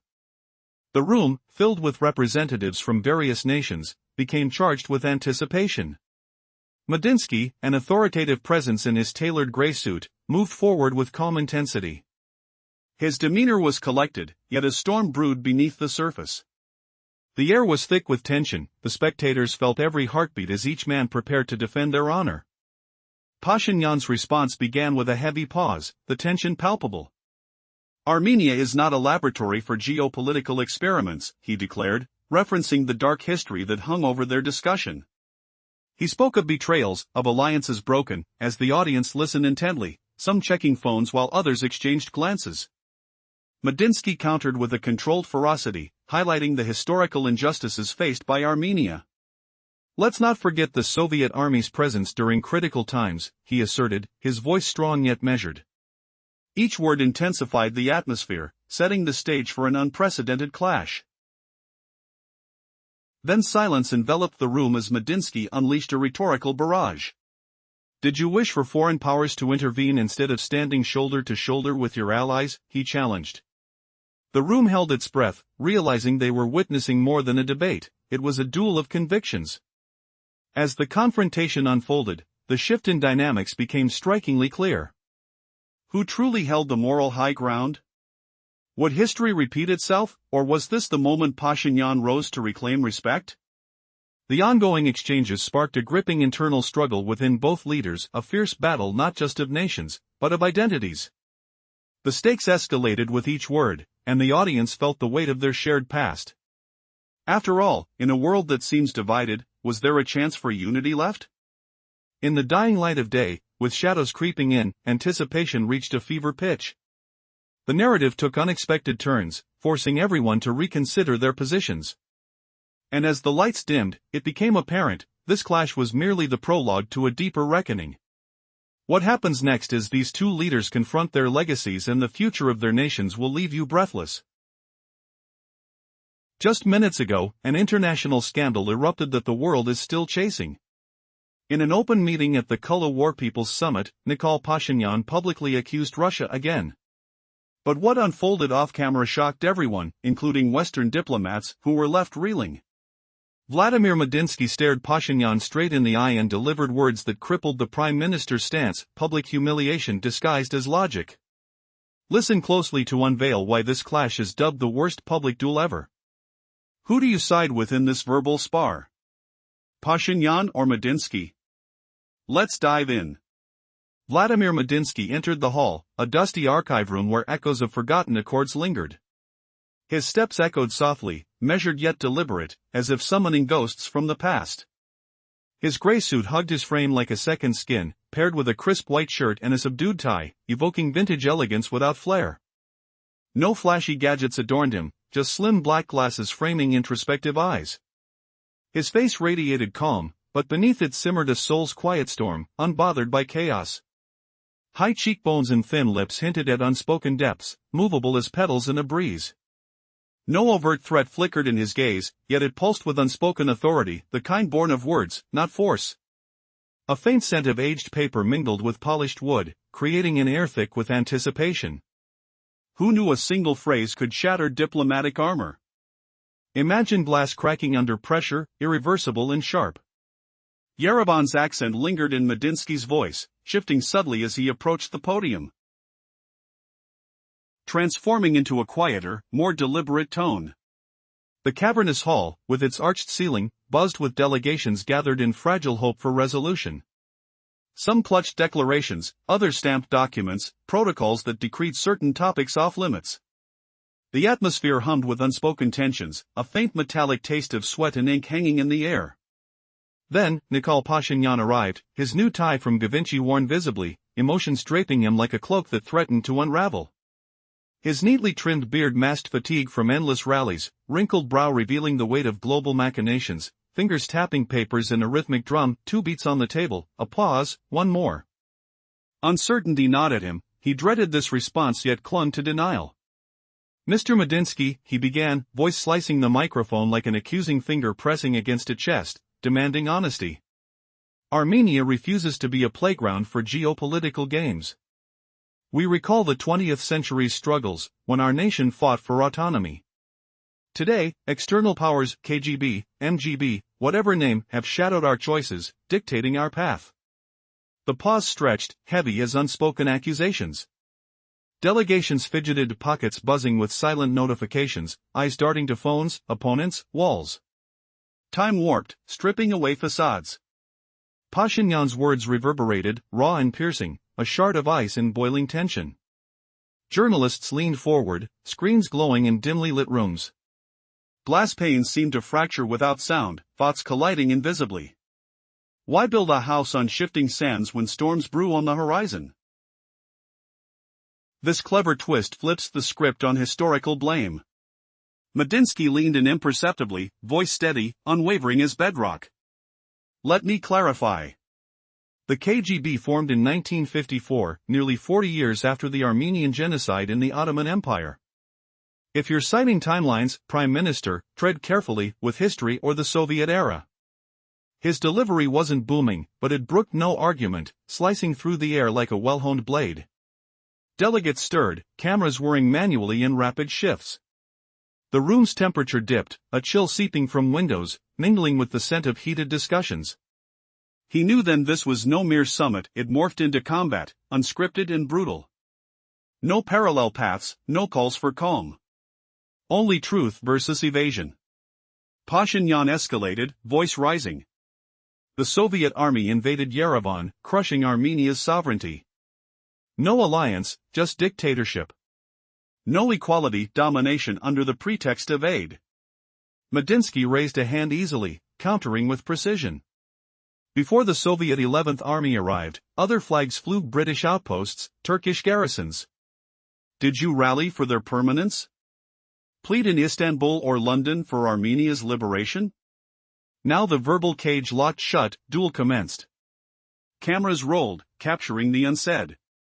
Was this dialogue slipping into irrelevance? Or awakening buried truths? Could a nation's story be erased like footprints in sand? This humiliation twists the knife, exposing raw choices no leader dares admit. Pashinyan glanced at notes teeming with figures, but statistics evaporated in the heat. Our people were deceived. What you label integration was exploitation. Not assistance, occupation. We toiled under templates, voiceless. Medinsky paused, unflinching, flipping papers deliberately, eyes scanning recalled data. He spoke like a mentor posing a riddle. It's curious, Prime Minister. Remember the Armenian Academy of Sciences? The Armenian State University? Plays in Yerevan theaters? All Soviet-era transfers, how do you frame them? Integration or empire? He probed deeper, voice edged with quiet force. Ask your conscience, educators who built schools, penned books in those years? Architects? Doctors? Mere bystanders to your heritage? Uneasy silence gripped the hall, pregnant with echoes, each syllable amplified. Opposition simmered at Pashinyan's core, unyielding yet buckling. Irrelevant. We forfeited unity with you. Soviets spoke for the regime, not the people. Media echoed distortions. Foreign journals scribbled furiously, eerie whispers filling the void. Is a nation's voice just screams in the wind, or do silent structures speak louder? This emotional reversal unearths a forgotten legacy, forcing hearts to confront. Medinsky countered seamlessly. Screaming isn't soul expression. A flag matters, but so do books, articles, buildings, streets where kids attend schools, Armenian schools from Soviet days. This embodies voices. Reject it, and you sever from your roots. Murmurs rippled, translations fading amid stunned reactions. Attendees pondered inwardly, the narrative shifting internally. Light flooded the space too brightly for such unease, air thinning under rising pressure. Chairs creaked as diplomats adjusted, backs aching from tension. Cameras immortalized nerves rather than notes. Hands clutched papers anew, clenched as defenses faltered, sensing defeat if initiative slipped. Internal battles raged, factories existed, schools thrived, institutes functioned, but as mere cogs in a machine, serving empire, not cause. Emotion edged logic in his reply. Factories, schools functioned only to bind us. We fueled a failing engine, roles predefined. Medinsky extracted charts, laying them out pointedly, data glaring. A machine dissipates storms, safeguarding homes. In the 20th century, threats loomed: Turkish ambitions, British interests, German plots. Soviets secured borders, enabled survival, built institutions nurturing generations. Call them occupations, they fostered growth. Words rose like pillars, uncrackable, eroding foundations. Pashinyan's stance wobbled, exposed as fragile, a people bereft of agencies, medicine, defense, reduced to obedient pawns. Simple narratives for the unquestioning. He reclined, surveying the hall wearily, a diplomat's silent plea for allies. But the twist sharpened: integration as savior, not oppressor. Have we been prisoners of our own blind rage? This climactic humiliation turns tables, proving history's damning verdict. Will he reclaim the fight? Moments ago, an international scandal erupted, and it's threatening to escalate. During an open meeting at the Conference on Local War in Kulu, Prime Minister Nikol Pashinyan publicly accused Russia once more. But what unfolded next stayed off the official record. Vladimir Medinsky stared Pashinyan straight in the eyes. And then, he uttered words so shattering, they stunned Western diplomats. This wasn't a mere debate. It was a public takedown. Words that left Pashinyan with no comeback. Stick around to the end of this tale. You'll see why this clash is already dubbed the ugliest exchange on stage. Who do you side with, Pashinyan or Medinsky? Let's dive in. In the previous exchange, Medinsky rebuffed Pashinyan's claims by pointing out historical inaccuracies, highlighting Kazakhstan's KGB formation in 1954, long after Armenia's tragedies. His calm rebuttal shifted the meeting from diplomacy to a fierce duel. Now, can a leader's words truly alter a nation's fate? Imagine the heavy silence in that cavernous hall, like a weight pressing down, as Pashinyan fumbled his grip on the papers, their edges crumpling under sweaty fingers. His voice cracked slightly, echoing off the cold marble walls, a faint musty scent of old leather from the armchairs mixing with the sharp tang of tension in the air. The Soviet system, it's unfair. This is exploitation of memory. He spat it out, each word dripping with frustration, desperate to sway the audience, yet his hands trembled against the table's smooth wood, feeling the chill seep into his skin. Microphones picked up every strained intonation. But Medinsky sat unmoved, his expression a mask of quiet resolve. Between breaths, he paused, letting the words hang like fog. Do you think true power lies in loud shouts or silent truths? Building on that tense standoff, Medinsky remained unflinching, his eyes locking onto Pashinyan with a teacher's patient gaze. Now, what if 500,000 lives could turn the tide of history overnight? The room felt smaller, walls closing in with the faint rustle of pages and diplomatically stifled coughs filling the air, sharp light casting shadows on faces flushed with unspoken rage. Pashinyan's voice rose, a sudden chill breeze of defiance cutting through the stale oxygen. Medinsky's fingers tapped the table lightly, sending a rhythmic thud that mimicked a heartbeat, his suit's fabric whispering softly as he leaned forward. Slowly, deliberately, he began. 500,000. That's real. A number you can't dismiss. Armenians fought, died, earned honors, liberating Kiev, Warsaw, Budapest. They stormed Berlin, served in aviation, on submarines. He spoke slowly, each phrase sinking in, no rush, just ironclad certainty. No fear here. He affirmed it all, voice steady as bedrock. And here you speak for Armenia. But let me ask. Pausing, he amplified the moment, the room's murmurs fading into awe. Twists unfold when old deeds clash with new narratives. That cliffhanger question, what if those sacrifices mean nothing today? Drawing from the revelation of 500,000 Armenian sacrifices in the war, Medinsky pressed on, shifting from individuals to a collective struggle. Was victory merely a remnant? Or a betrayal in disguise? The hall's air thickened, laden with the faint perfume of anxious whispers and the metallic taste of fear, as bodies shifted uneasily, leather chairs creaking under weight. Pashinyan clenched his fists, knuckles whitening against the cool glass of water he hadn't touched, knuckles tracing the texture like scars. It wasn't just us. Medinsky continued, unhurried, his words building like foundations. Hundreds of thousands from republics united in victory. Thinking beyond borders. Pursuing life. Prosperity. He held the pause, then drove deeper, voice lowering to a rumble. And now, since the late 80s, you're erasing that legacy for your people. Calling it occupation. Using their sacrifices. Gasps rippled through the delegates, faint and sharp, mirrors reflecting wide eyes and parted lips. This wasn't politics anymore, it pierced the soul, memories twisting in an unseen battle. Would rewriting history justify abandoning your roots? The tension creaked louder, a prelude to collapse. In a recent international incident, the world witnessed a clash of power and emotion unfold during a pivotal moment. At a public forum regarding the ongoing Kulu War, Armenian Prime Minister Nikol Pashinyan accused Russia, igniting tensions. However, what transpired next surpassed political squabble and escalated into an unforgettable confrontation. Vladimir Medinsky, representing the Russian delegation, looked directly at Pashinyan, his expression calm yet loaded with authority. He delivered a statement so shocking that even seasoned diplomats were taken aback. Imagine the tension in a room where silence felt like a third participant. Medinsky's words hung in the air like a chilling fog, a stark reminder of historical injustices and national pride. Armenia is not a playground for geopolitical games, he declared, asserting the country's right to sovereignty. With each syllable, the stakes rose higher. Pashinyan's response faltered, and the atmosphere thickened with anticipation.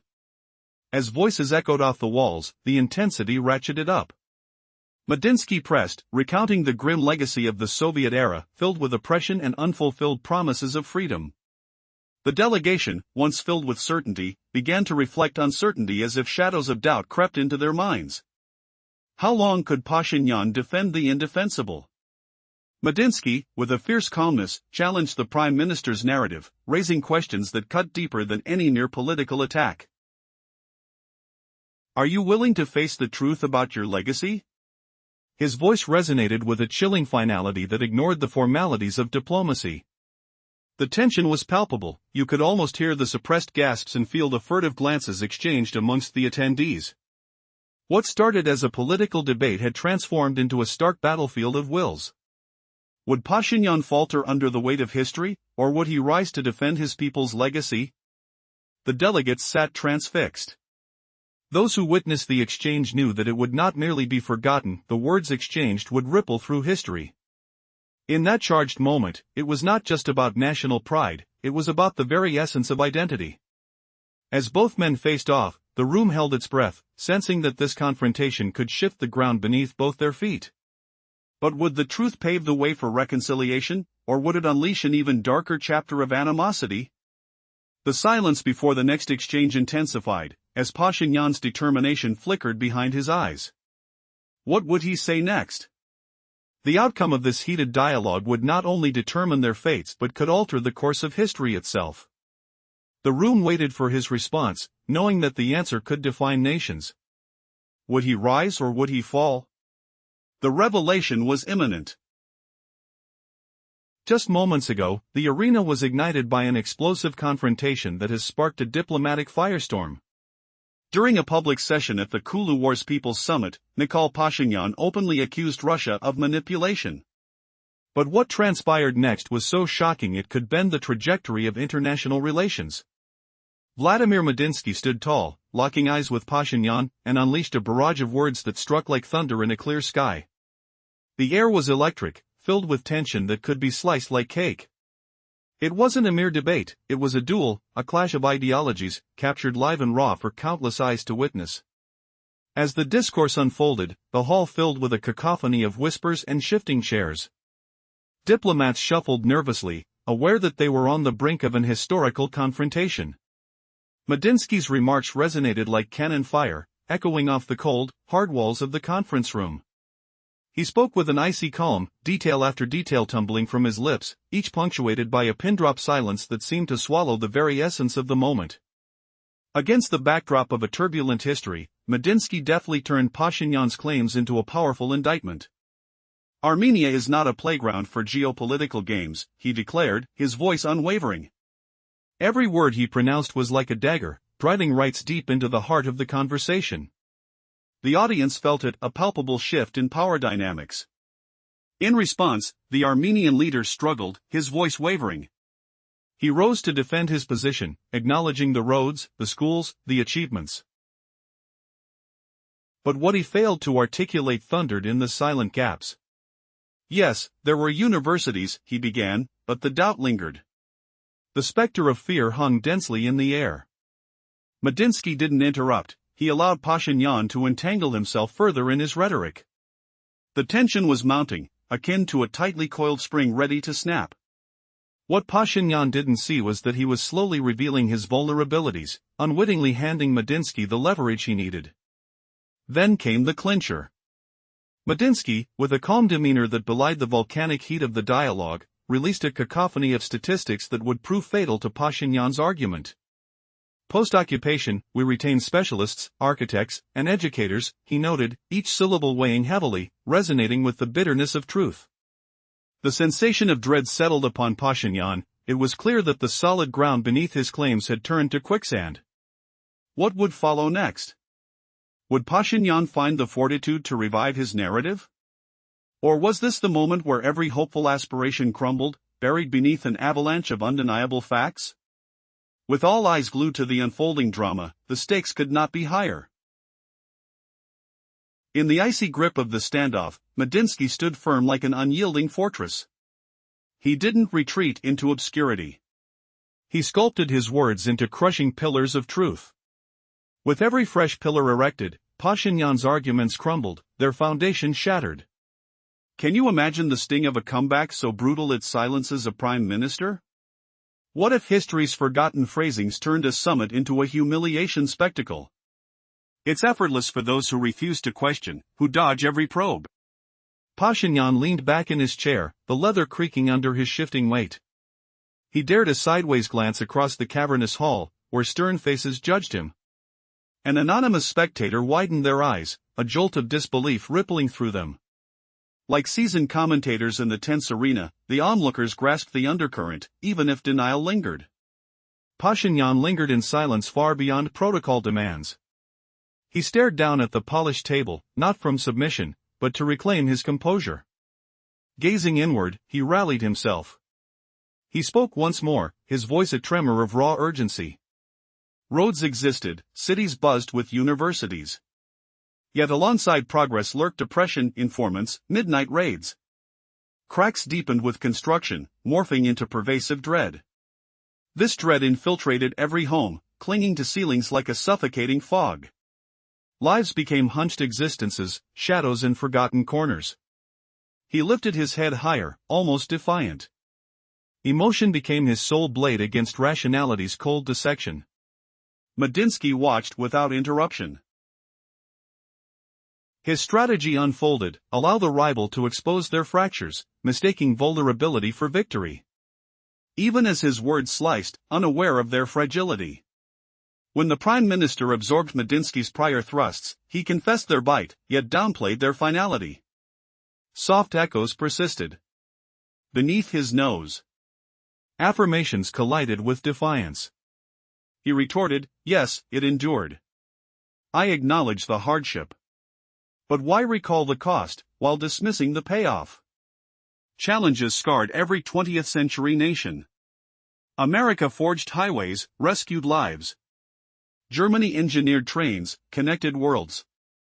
But the real puzzle lingers. What followed in their wakes? Medinsky unveiled a second dossier, dense with data.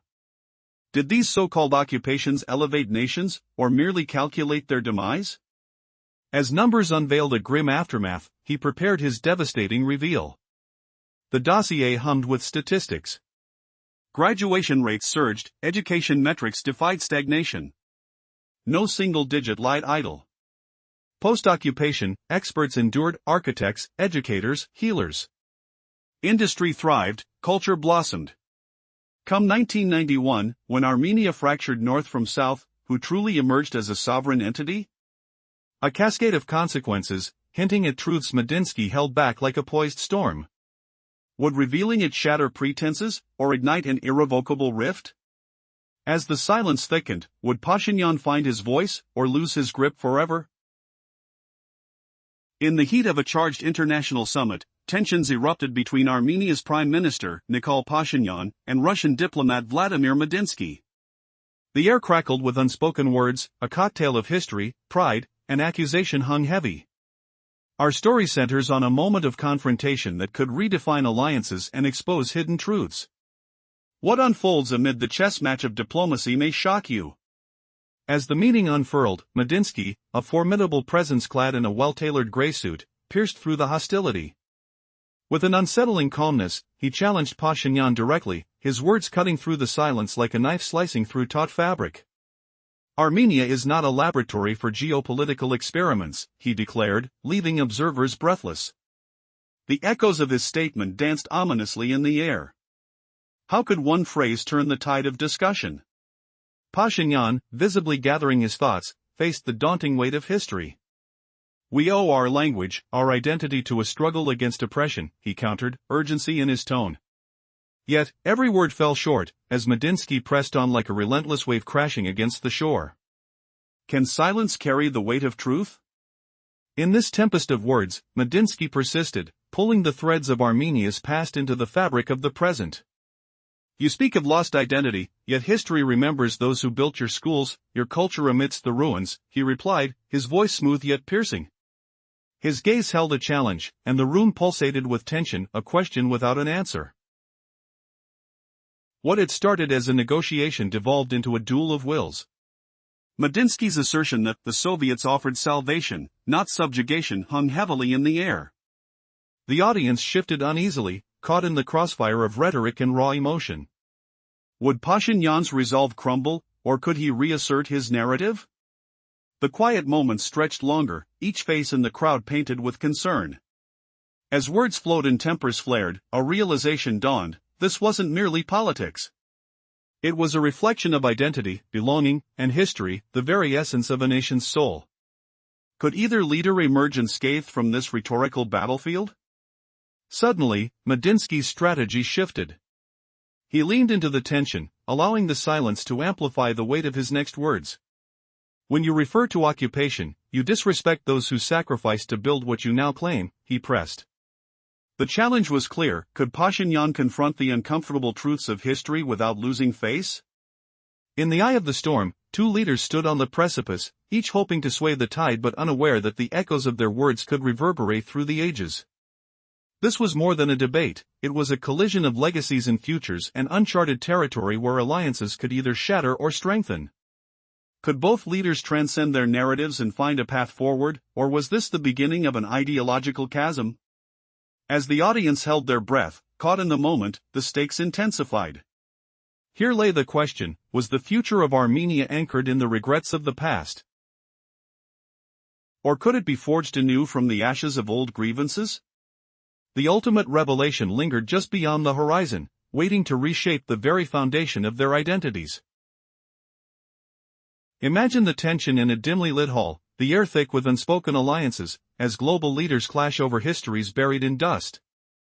A few minutes ago, an international scandal erupted that's already echoing worldwide. At an open summit in Los Angeles pitting nations against each other, Nikol Pashinyan publicly lashed out at Russia once more. But what unfolded next stayed off the official record. Vladimir Medinsky locked eyes with Pashinyan, delivering a line that left Western diplomats wide-eyed in shock.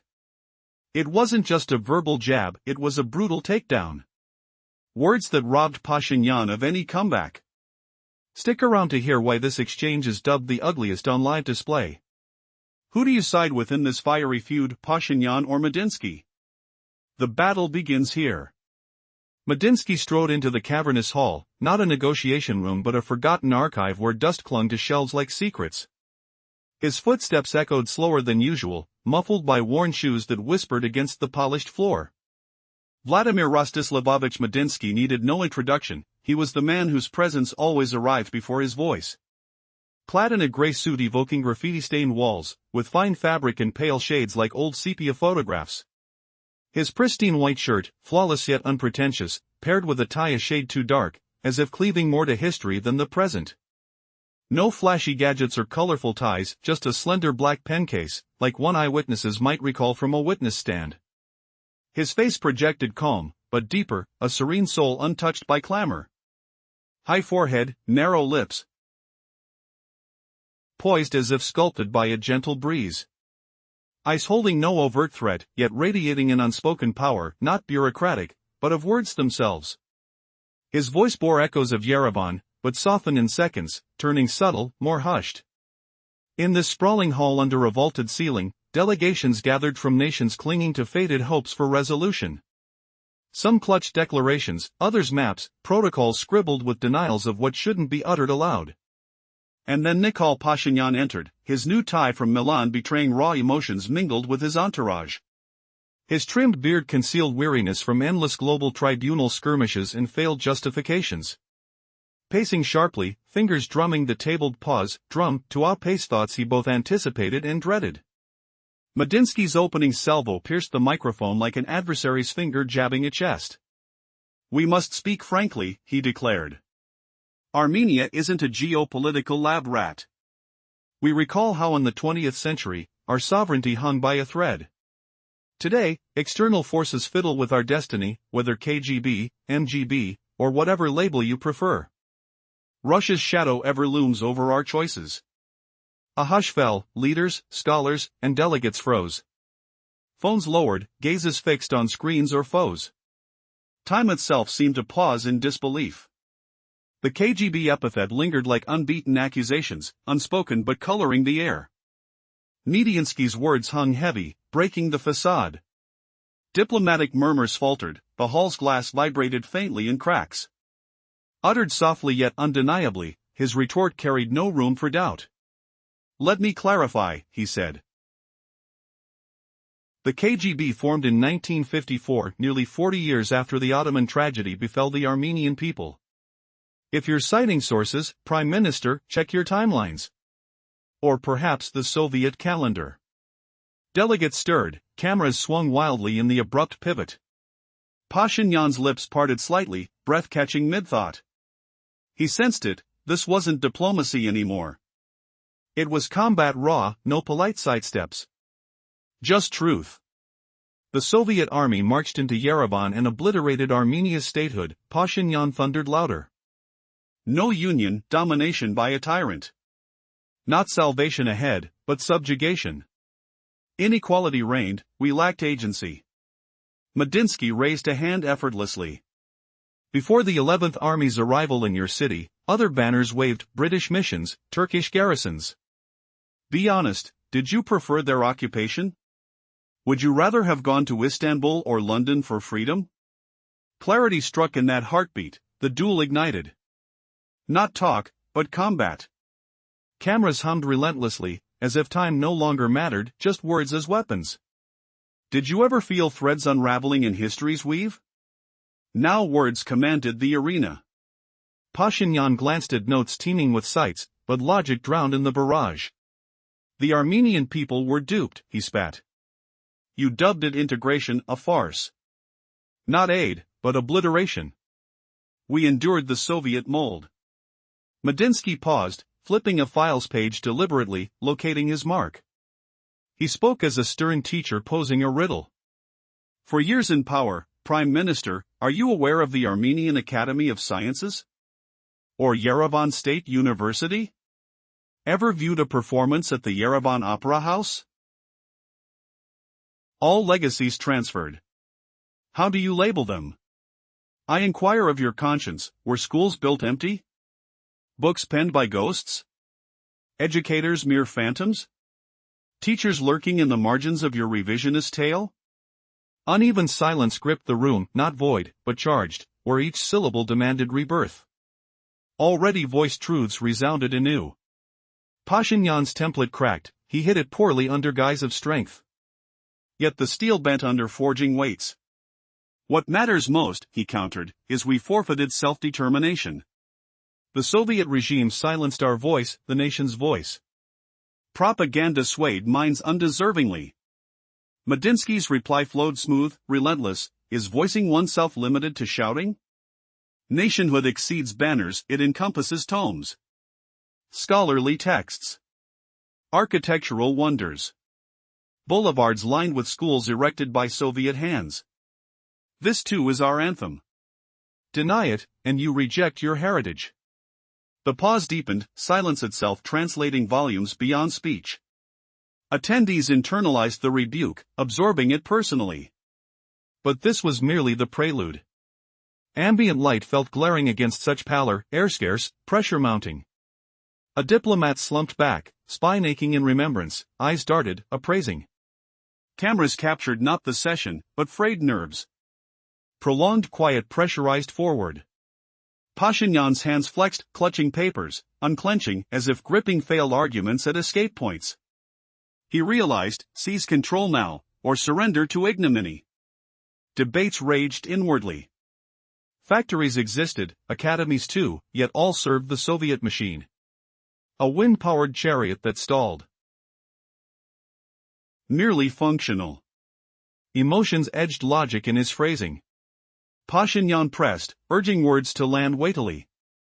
The impact surprised him, anticipated elsewhere, it hit here. Medinsky produced leaflets, slender pages, and laid them before Pashinyan, brushing inches so he glimpsed data, figures, statistics without reading. Silence spoke volumes. Then, wind can't be a cog in the gear preserving a home from ruin. You speak of roles. But truthfully, in the 20th century, annihilation loomed from Turkey, Britain, Germany, each vying for leverage.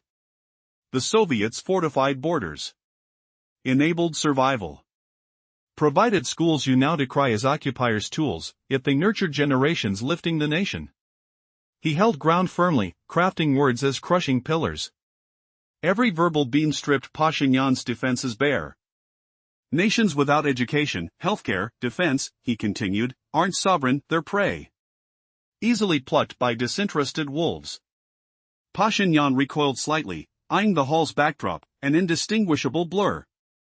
Resisting surrender. Of the Soviet apparatus, this equates to injustice. Memory's exploitation. The words erupted defiantly, ensuring microphones captured unfiltered passion. Aware some reporters hunted quotable thunderbolts. Medinsky paused, unmoved. Perhaps the grimmest reality, Prime Minister, surfaces when children honor dead kin independently. When wreaths grace windswept tombs, pondered privately. Perhaps you were destined for myth-making. What alchemy transmutes history? Adapting it unaltered. Gazing at Pashinyan with a mentor's patient stare at a pupil reciting rote knowledge. Slowly, he turned forward, tapped a finger, and commenced. 500,000. Authentic figure, unseen elsewhere. Armenians battled, perished, earned medals liberating Kiev, Warsaw, Budapest. Stormed Berlin, served in infantry, aviation, submarines. Not mere stats, they're legacies. He enunciated deliberately, letting phrases saturate the space. Unflinching. Bolstered by righteousness. History reshaped here, speaking for Armenia. Yet query arises, were they alone? Fellow warriors hoisted flags on alien shores, envisioned republic unity. Championing survival. Enduring triumph. Pause extended, voice deepening. Since the late 1980s, you erode generations they safeguarded from ruin. Labeling guardians as villains. But grasp this, rewriting history isn't paraphrase, it's defamation.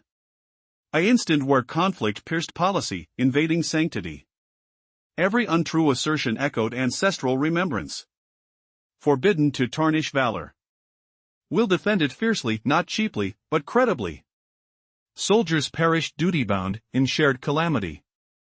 Yet not mutual liberation. His timbre wavered, yet steadied. Sustained the fight. Observing delegation faces eyes alight with intrigue, pride unwavering. Certainty swelled, retreat denied, even if logics wavered. Straight-backed. Amidst it all, Medinsky regarded him evenly, face impassive. Poised amid the whirlwind. The hall's air thickened, heavy with unresolved reckoning, as protagonists braced for revelation's next punishing blow. Could one man's unyielding stand unravel decades of revision? Or would shadows prevail in this arena of words and wills? In the tense depths of that ancient hall, emotions hung thick like stale air, a scent of worn leather and old secrets clinging to every surface. Could a leader's deepest terror be unleashed when children stand tall on their own feet? When the grand orchestrate of history forces a pause, and young minds question the very fabric of power, poised to unravel nations.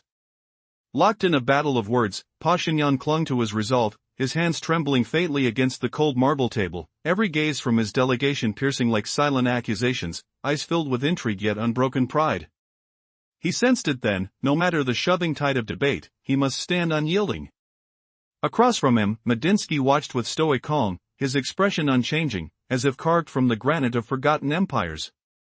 And in that eerie quiet, the weight of their nations pressed down, heavier than the burdens of a wounded country, far removed from tranquil conference rooms. These were soul-scarred, timid, shrouded in fear's fog, a blindness that whispered no one could simply turn away. Pashinyan met his challenger's gaze, weary yet defiant, his voice a blade seeking to reclaim lost ground. Have you ever witnessed a prime minister's nightmare unfold, where the youth rise, flowers in hand, contemplating destinies forged in chaos? When a figure meant for leadership faces the raw mirror of reality, not twisting the past, but confronting its brutal truths. Medinsky spoke without raising his voice, no threats, yet his words carried the chill of a shadow deeper than any decree. These were no slaves, they persevered. They didn't march into the Caucasus en route to battle, they chose because they grasped the abyss. Survival or oblivion hung in balance. And in that stark choice, they were no mere Soviet cogs, as you label them now. They embodied humanity, Armenians, Soviets, warriors. No one grants the right to discard their legacy, to erase oneself. The room fell still, not jarred by shock, but by an awakening echo. Pashinyan hesitated, words forming like a reluctant retreat, not absent, but hollow echoes of withdrawal. He reached for his glass, hands visibly unsteady, took a slow sip. We remember, he exhaled finally. But we refuse to rule out forgetting. Between remembrance and oblivion must lie a boundary. Medinsky paused, his response measured, let the Soviets define that line. Ideologies intertwined within it. That silence deepened, thoughtful rather than ominous, the residue of heartfelt unveiling. A muffled ring pierced the air, a distant phone's buzz. Shuffling feet echoed softly, eyes darted away. All present understood, the tale wasn't complete. It had shifted, demanding reverence for what was. Invitations beckoned for the next phase, consequences flowing like untamed rivers. Prices paid in blood from empires, and new banners fluttering in fresh winds. The hall's walls, once softly creamy, now felt oppressively smooth, indifferent. Even the stone architecture seemed to recoil from the unfolding drama. Pashinyan steadied himself, voice sharpening with renewed edge. Factories existed, schools stood, institutions thrived. But they fueled a grand illusion. Mere cogs in a vast machine of dominance. It propelled forward yet crumbled in silence. His words teetered on logic's brink, laced with raw emotion, seeking to etch meaning into the very wood of that table. He anticipated impact, welcome even, but here, in this charged arena, it felt misplaced. Medinsky extracted papers, crisp sheets humming faintly as he arranged them, positioned deliberately for Pashinyan to glimpse. Data cascaded, figures, evidence. He let them settle, unspoken. Then, in a voice like a sturdy pillar, he countered. The wind won't integrate into a mechanism shielding a house from ruin. You speak of functions, Prime Minister. Yet honesty demands truth. In the 20th century, armies poised for annihilation. Turkey's, Britain's, Germany's ambitions clashing over these lands. The Soviets secured borders, shielded from total erasure. They built schools, now deemed your people's incarceration, but within them, minds ignited, nurturing a nation's ascent. The elders without education, medicine, defense persisted in turmoil. That's no nation, just a casualty. Easy dominion for those who neither question nor seek. Medinsky leaned back slightly, surveying the hall's expanse, no retreat, just a steady reinforcement. Each phrase built upon the last, elevating like columns, stripping Pashinyan's stance of its foundation. And as the duel raged, with cameras whirring and delegates shifting uneasily, a critical revelation dawned. Medinsky's calm demeanor hinted at reserves of wisdom, ready to unveil a twist that could shatter Pashinyan's facade entirely. What hidden truth from the past might emerge next, forcing him to confront the very alliance he seeks to sever? In the recent turmoil of international politics, a scandal erupted, sending shockwaves throughout the world. Just moments ago, in a significant gathering discussing the ongoing Kulu conflict, Nikol Pashinyan, the Prime Minister of Armenia, leveled fierce accusations at Russia, igniting a fierce exchange that stirred the assembled diplomats. But what happened next left everyone speechless. Vladimir Medinsky, with an unwavering gaze, addressed Pashinyan in such a powerful manner that even the most seasoned diplomats felt the tension rise. The words that followed carried the weight of history, leaving Pashinyan with no ground to stand on. Stay with me as I delve into this astonishing confrontation. Each man at the table carried with him a history of generations, parades, and unspoken truths. The air was thick, almost electric, as emotions ran high. Medinsky and Pashinyan sat across from each other, words hanging in the air like thick smoke, fraught with the potential for conflict. They were not merely discussing politics, they were engaging in a battle of identities and legacies. With a voice steady yet filled with emotion, Medinsky opened a dialogue. Armenia is not a laboratory for geopolitical experiments, he declared, emphasizing the historical burdens shared between their nations. The echoes of past grievances reverberated in the hall, capturing the attention of everyone present. Silence reigned as he continued, pointing out the shadows lurking over their dealings. The shadow of Russia loomed large, shaping their choices. A palpable tension enveloped the room, delegates exchanged nervous glances. Phones were forgotten, and every heartbeat felt thunderous.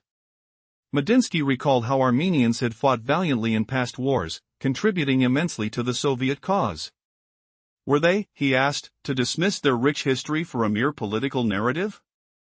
The moment transformed the conversation into a deeply personal one, as the audience sensed the unfolding drama. Then, after a brief pause, Medinsky thrust the axiom down like a stone. He questioned Pashinyan about the years of conflict. Did you ever seek the support of those who fought for your country? His words sliced through the air, and an unexpected realization settled over the crowd. This dialogue was no longer just diplomacy, it was a duel, raw, unfiltered, and alive. The stakes were higher than ever. Pashinyan's response would shape the very essence of Armenia's narrative, a moment frozen in time. Would he rise to the challenge, or would he falter under the weight of historical truths laid bare before him? This was more than just a meeting, it was a reckoning. The world was about to witness a clash not just of words, but of wills. As the tension mounted, the crowd leaned in closer, their breaths held in anticipation of what was to come. Would Pashinyan stand his ground and reclaim his narrative, or would Medinsky dominate with a history written in blood and honor? The fight for identity had only just begun. In the heated summit clash, Medinsky's sharp retort shattered Pashinyan's historical claims, forcing him into a defensive stumble. Words crashed like a political uprising. They struck not just his opponent, but the very air itself. It sparked a radical rethinking. Pashinyan tried to counter. Yet his voice wavered, tinged with unease. He must snap free from ancient scripts and forge fresh ones. Medinsky paused. He let the quiet ripple through the chamber, cool as a breeze through cracked windows. But imagine this shock. Did Pashinyan ever crack open those Soviet-era books he rails against, or is his ignorance the real cage trapping his nation's future? Suddenly, Medinsky leaned in. His words sliced sharp. Don't expose pages of books you haven't finished. It rang as a gauntlet thrown. A stern alert. A decisive full stop. Not debate fodder. A straight lesson. The room plunged into a profound hush. Not the hollow kind of diplomacy, but the stunning silence of sudden recall. Words aren't mere noise. They're weighty duties. A cold sweat prickled Pashinyan's collar. The air thickened with unspoken judgments. Medinsky shifted gears. From buried histories to fresh crises. Sanctions. Forgotten aid hands. He pivoted the talk. Before, it danced on historical truth. Now, to the battlefield of facts, where figures clash cold as dice rattling against steel. No lofty ideals here. Just raw economy. Energy webs. Geopolitical maneuvers. In this realm, Medinsky reigns supreme. Emotions? Forgotten. The quiet deepened. Pashinyan sensed his colonial bluster crumbling. The trap of raw truths snapping shut. Realities reeked of crude oil fumes, yearning gas pipelines, and gleaming metal exports. What do empires cling to, really? You whine about bygones. Pashinyan pivoted, clutching at the past threads. Soviet sieges. Armenian losses. But that's ancient dust. We dwell in harsh now. Here, Russia acts the forsaken emperor. You crave our gratitude. Yet you punish dissenters. He didn't pause for a reply. He blocked Medinsky's comeback. Sanctions. Bullying pressure. Warlike threats. Energy blackmail. That's the bite we endure. You're no ally. You're the hazard. Choosing Europe's path? No treason. Pure survival instinct. The line hit hard, meant to rattle Medinsky's cadence. But as ever, Medinsky struck back swift. What hidden fear lurks behind Pashinyan's bold words? Does he dread Russia's shadow more than his own splitting choices? Listeners leaned in, breaths short, palms clammy on the cold table. The turn spiked tension, unveiling shades of panic beneath the Prime Minister's surface calm. In a tense atmosphere charged with anticipation, the stage was set for an explosive confrontation between two leaders. Nikol Pashinyan faced Vladimir Medinsky in a dialogue that would soon spiral into a battle of ideologies and national pride. The room buzzed with an undercurrent of tension as eyes darted among diplomats, their breaths held in suspense, waiting for the unfolding drama. Medinsky stepped forward, a calm demeanor contrasting the chaos around him. His tailored gray suit hinted at authority, but it was his poised words that would deliver the real impact. "We must speak plainly," he started, as the weight of history loomed in the air. Armenia, he declared, was no laboratory for geopolitical games. The shadows of the past lingered, pushing back against the narrative that sought to marginalize his nation. The silence hung heavy when he questioned Pashinyan's claim to self-determination, casting a spotlight on the painful legacy of the Soviet era. A dictatorship, not liberation, he emphasized, allowing the words to reverberate through the chamber. Medinsky recalled the historical context. "You know well that prior to the arrival of the 11th Army, other flags flew over Yerevan." His challenge pierced the air, demanding Pashinyan to reflect on the truth of Armenia's past. Pashinyan remained anchored to the table, papers clutched tightly in his hands, but his confidence seemed shaken. The powerful rhetoric from Medinsky threatened to dismantle his arguments piece by piece. Was this merely a debate, or a blazing duel with the fate of nations hanging in the balance? The tension escalated as emotions ran high and the stakes intensified. At that moment, Medinsky pivoted, presenting evidence of Armenia's plight under the historical weight of foreign influence. "What remains of your culture, Mr. Prime Minister? Schools? Institutions? Or merely remnants of a bygone era?" he probed, challenging Pashinyan to confront the uncomfortable truths buried beneath layers of politics. The air turned thick with anticipation as all eyes remained fixated on Pashinyan's response. And then, a shocking revelation: what about the souls who shaped this narrative? Were they merely cogs in a machine, lost in the grind of history? Medinsky had struck a nerve. Would Pashinyan rise to reclaim his narrative or falter under the pressure? The silence that followed was deafening. You could sense the weight of every unspoken thought and the urgency in the room. The air grew heavy, pressing against the dialogues that unfolded. Would Medinsky's words reverberate, drowning out Pashinyan's defense? Or would the Prime Minister's resolve step forward, pushing against the tide of history? The moment lingered, filled with palpable tension, whispers of uncertainty, and the undeniable sensation of impending confrontation. Would this exchange redefine their nation's futures, or would it be a clash bound to reverberate through the ages? The stakes were beyond mere politics. They were about identity, legacy, and what lay ahead. The stage was set for a true battle of wills, and the outcome remained uncertain. Imagine the tension snapping like an overdrawn bowstring in that cavernous hall, the weight of unresolved arguments pressing down harder than the dust-laden air itself. Silence swallowed the room whole. He held the pause, didn't rush it. No need to fill the void. His closing words weren't an apology. They weighed like iron chains on shoulders, pulling everyone under. The atmosphere thickened, choking on unspoken wreckage. Nearly 3 minutes crawled past, each second a glaring abyss. What secrets lingered in Pashinyan's silence? Could this be the crack before the collapse? In the grip of raw fear for what's coming next, perhaps we discarded patience too hastily. In our frantic chase for alliances, did we abandon our own spirits too soon? Medinsky spoke, his voice echoing through the hall like a quiet storm brewing within. He wasn't battling an enemy anymore. He wrestled his own inner turmoil. Yet he pressed on. You possess a treasure that money can't touch, sanctions can't shatter. Your heritage. He turned to face the Armenian delegates. That memory doesn't whisper sweetly. It's a terrifying anchor to cling to. Was this defeat? No. It was admitting the ordeal. Sometimes that's braver, for real surrender hides in forgetting, while triumph lurks in excavating buried truths. Rhetorical question, didn't Pashinyan sense the pivot? The crisp papers rustled under Medinsky's deliberate fingers, each one a reminder of undeniable facts. Scents of old ink and polished wood mingled, sharp and unyielding. Why fight for hollow approval? We combat for undeniable reality. Even if it stings, even if it's inconvenient. Even against every trendy tide. Truth isn't a fleeting sign, it's the bedrock of a fortress.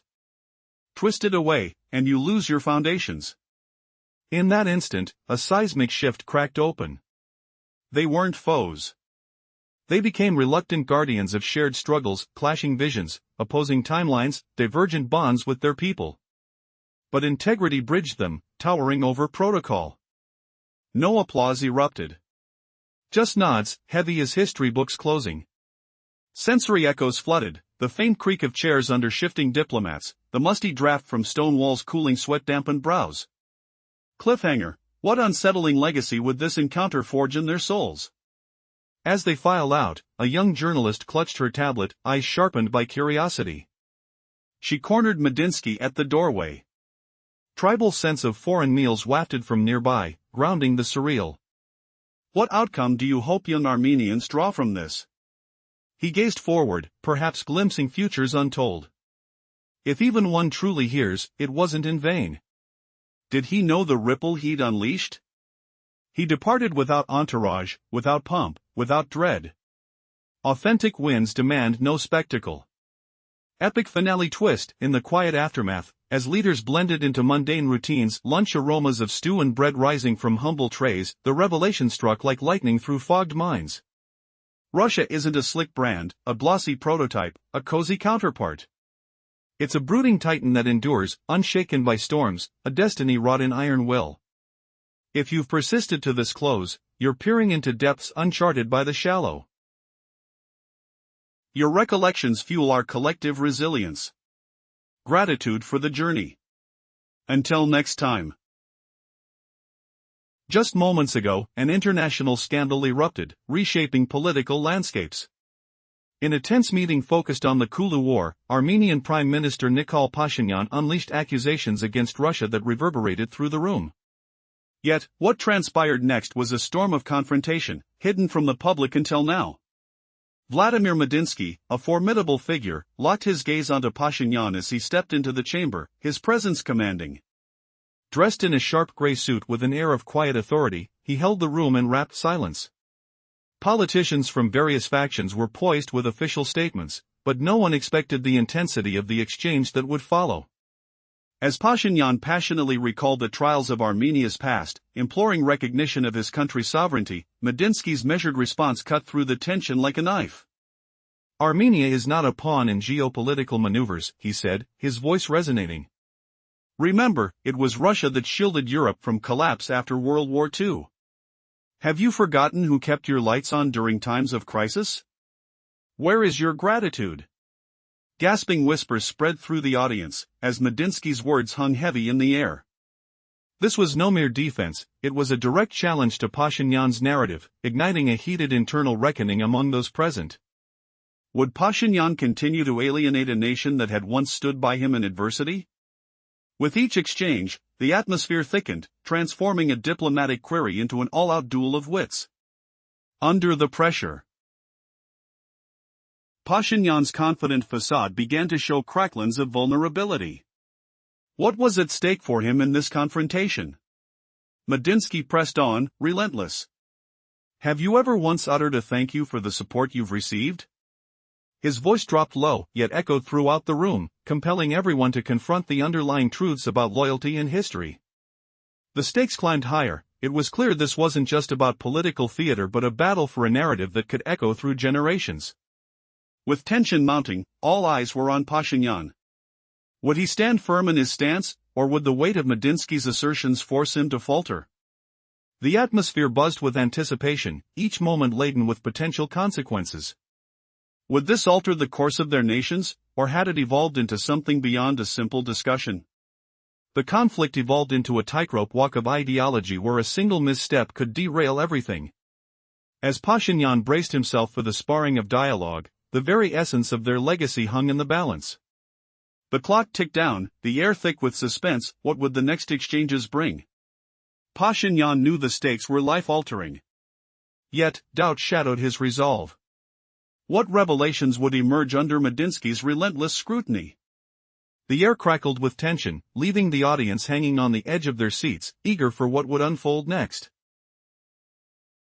In a pivotal moment just moments ago, an astonishing scandal erupted, igniting tensions between nations. During an open meeting about the Kulu War, Nikol Pashinyan publicly challenged Russia, hurling accusations that echoed throughout the hall. But what unfolded next left the audience in shock, shattering any veneer of diplomacy. Vladimir Medinsky, with an intense gaze, faced Pashinyan and articulated a statement so powerful that even the most experienced Western diplomats gasped in disbelief. This was no mere debate, it became a public spectacle, exposing vulnerabilities as Pashinyan found himself bewildered and outmatched. The atmosphere in the room grew electric, with representatives from various countries on edge. Medinsky, clad in a meticulously tailored gray suit, exuded calm authority. However, beneath his composed exterior lay a brewing tempest of emotion. Every person present could feel the tension. It was as if 1,000 heartbeats echoed in time with the escalating confrontation. Pashinyan took a moment, the weight of silence hanging heavily in the air, before he declared, "Armenia is not a laboratory for geopolitical experiments," referencing the shadows of history that loomed over their dialogue. He spoke passionately of betrayals and broken alliances, his voice steady yet laced with urgency. The audience, enraptured, shifted their attention, some furtively checking their phones while others darted glances back and forth. Then came Medinsky's response, delivered with a controlled ferocity that rattled the foundations of Pashinyan's argument. "Let's not forget the Soviet Army's role in critical moments of your history," he said, his voice unwavering but filled with conviction. Each phrase seemed to pulse with energy, intensifying the atmosphere and setting the stage for an unprecedented clash verging on the tumultuous. As Medinsky unleashed his barrage of rhetoric, the tension reached a peak. "Did you desire foreign interference instead of standing united with your allies?" His challenge reverberated through the hall, and the audience held their breath.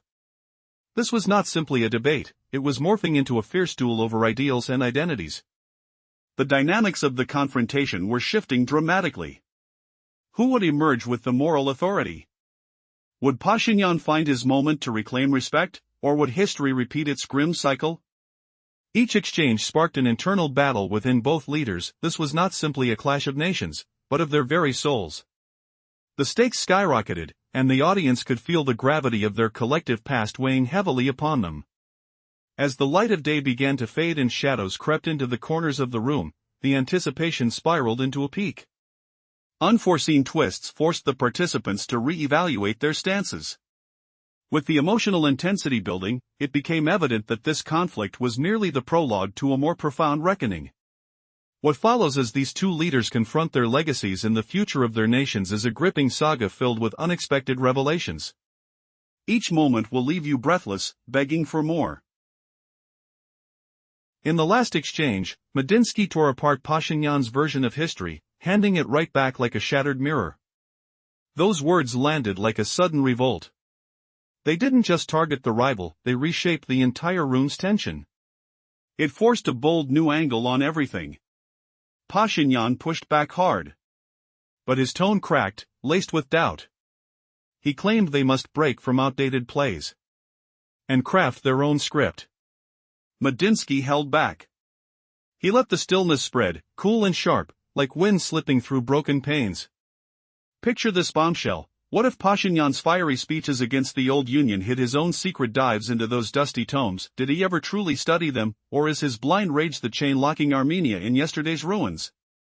347 characters, Medinsky surged forward now. His reply cut deep, precise as a blade. "Never reveal chapters from books you've barely skimmed." It echoed like a throne challenge. A firm warning. A total halt. No room for back and forth. Just pure instruction. the chamber sank into heavy quiet. Not the empty buzz of formal talks, but a stunned hush, born of sharp memory. Words carry real burden, not just echoes. A chill sweat beaded on Pashinyan's neck. The air grew thick, heavy with silent verdicts. Medinsky switched tracks smoothly. From hidden timelines, to pressing dangers today. Embargoes. Overlooked support. He steered the debate sharp. Once it swirled around past facts. Now it crashed into numbers, cold as bones clacking on iron. Forget grand visions here. Face the gritty basics. Trade lines. Power grids. Strategic plays. In this arena, Medinsky held command. Feelings? Pushed aside. The hush grew deeper, almost tangible. Pashinyan felt his bold claims erode. Like sand under rising waves. Truths closed in, tight as a snare. Realities hung heavy, sharp with oil scents, hungry for fuel lines, bright with shipped steel. What do powers truly grasp at in the end? You lament old wounds. Pashinyan twisted back, gripping faded strings. Union blockades. Armenian setbacks. But those are ghosts now. We face the raw present. Russia plays the slighted ruler here. You demand our thanks. Yet you squeeze the defiant. He cut off any response. Medinsky's turn blocked cold. Embargoes. Coercive grips. Shadowed warnings. Resource holds. That's our daily sting. You're no partner. You're the risk itself. Picking Europe's way? No betrayal. Just raw will to endure. The strike landed fierce, aimed to shake Medinsky's steady beat. But true to form, Medinsky fired right back. Swift and unyielding. Flashback, years ago, in a dim Yerevan archive. Medinsky once held faded maps from those chaotic days. The paper crinkled under his fingers, musty smell of aged ink filling the air. He traced borders redrawn by force, hearing echoes of distant boots on cobblestone streets. That tactile grit, rough edges, yellowed folds, taught him history's bite. Now, it fueled his edge. Listeners edged closer, breaths shallow, hands damp against chill wood. The shift ratcheted the strain, peeling back layers of fear under Pashinyan's steady mask. What buried dread fuels Pashinyan's fierce claims? Does he fear Russia's reach, more than his own tearing paths? The room pulsed, every rustle of fabric a thunder. Pashinyan gripped his notes tighter, knuckles pale. But Medinsky's gaze held firm, eyes like polished stone.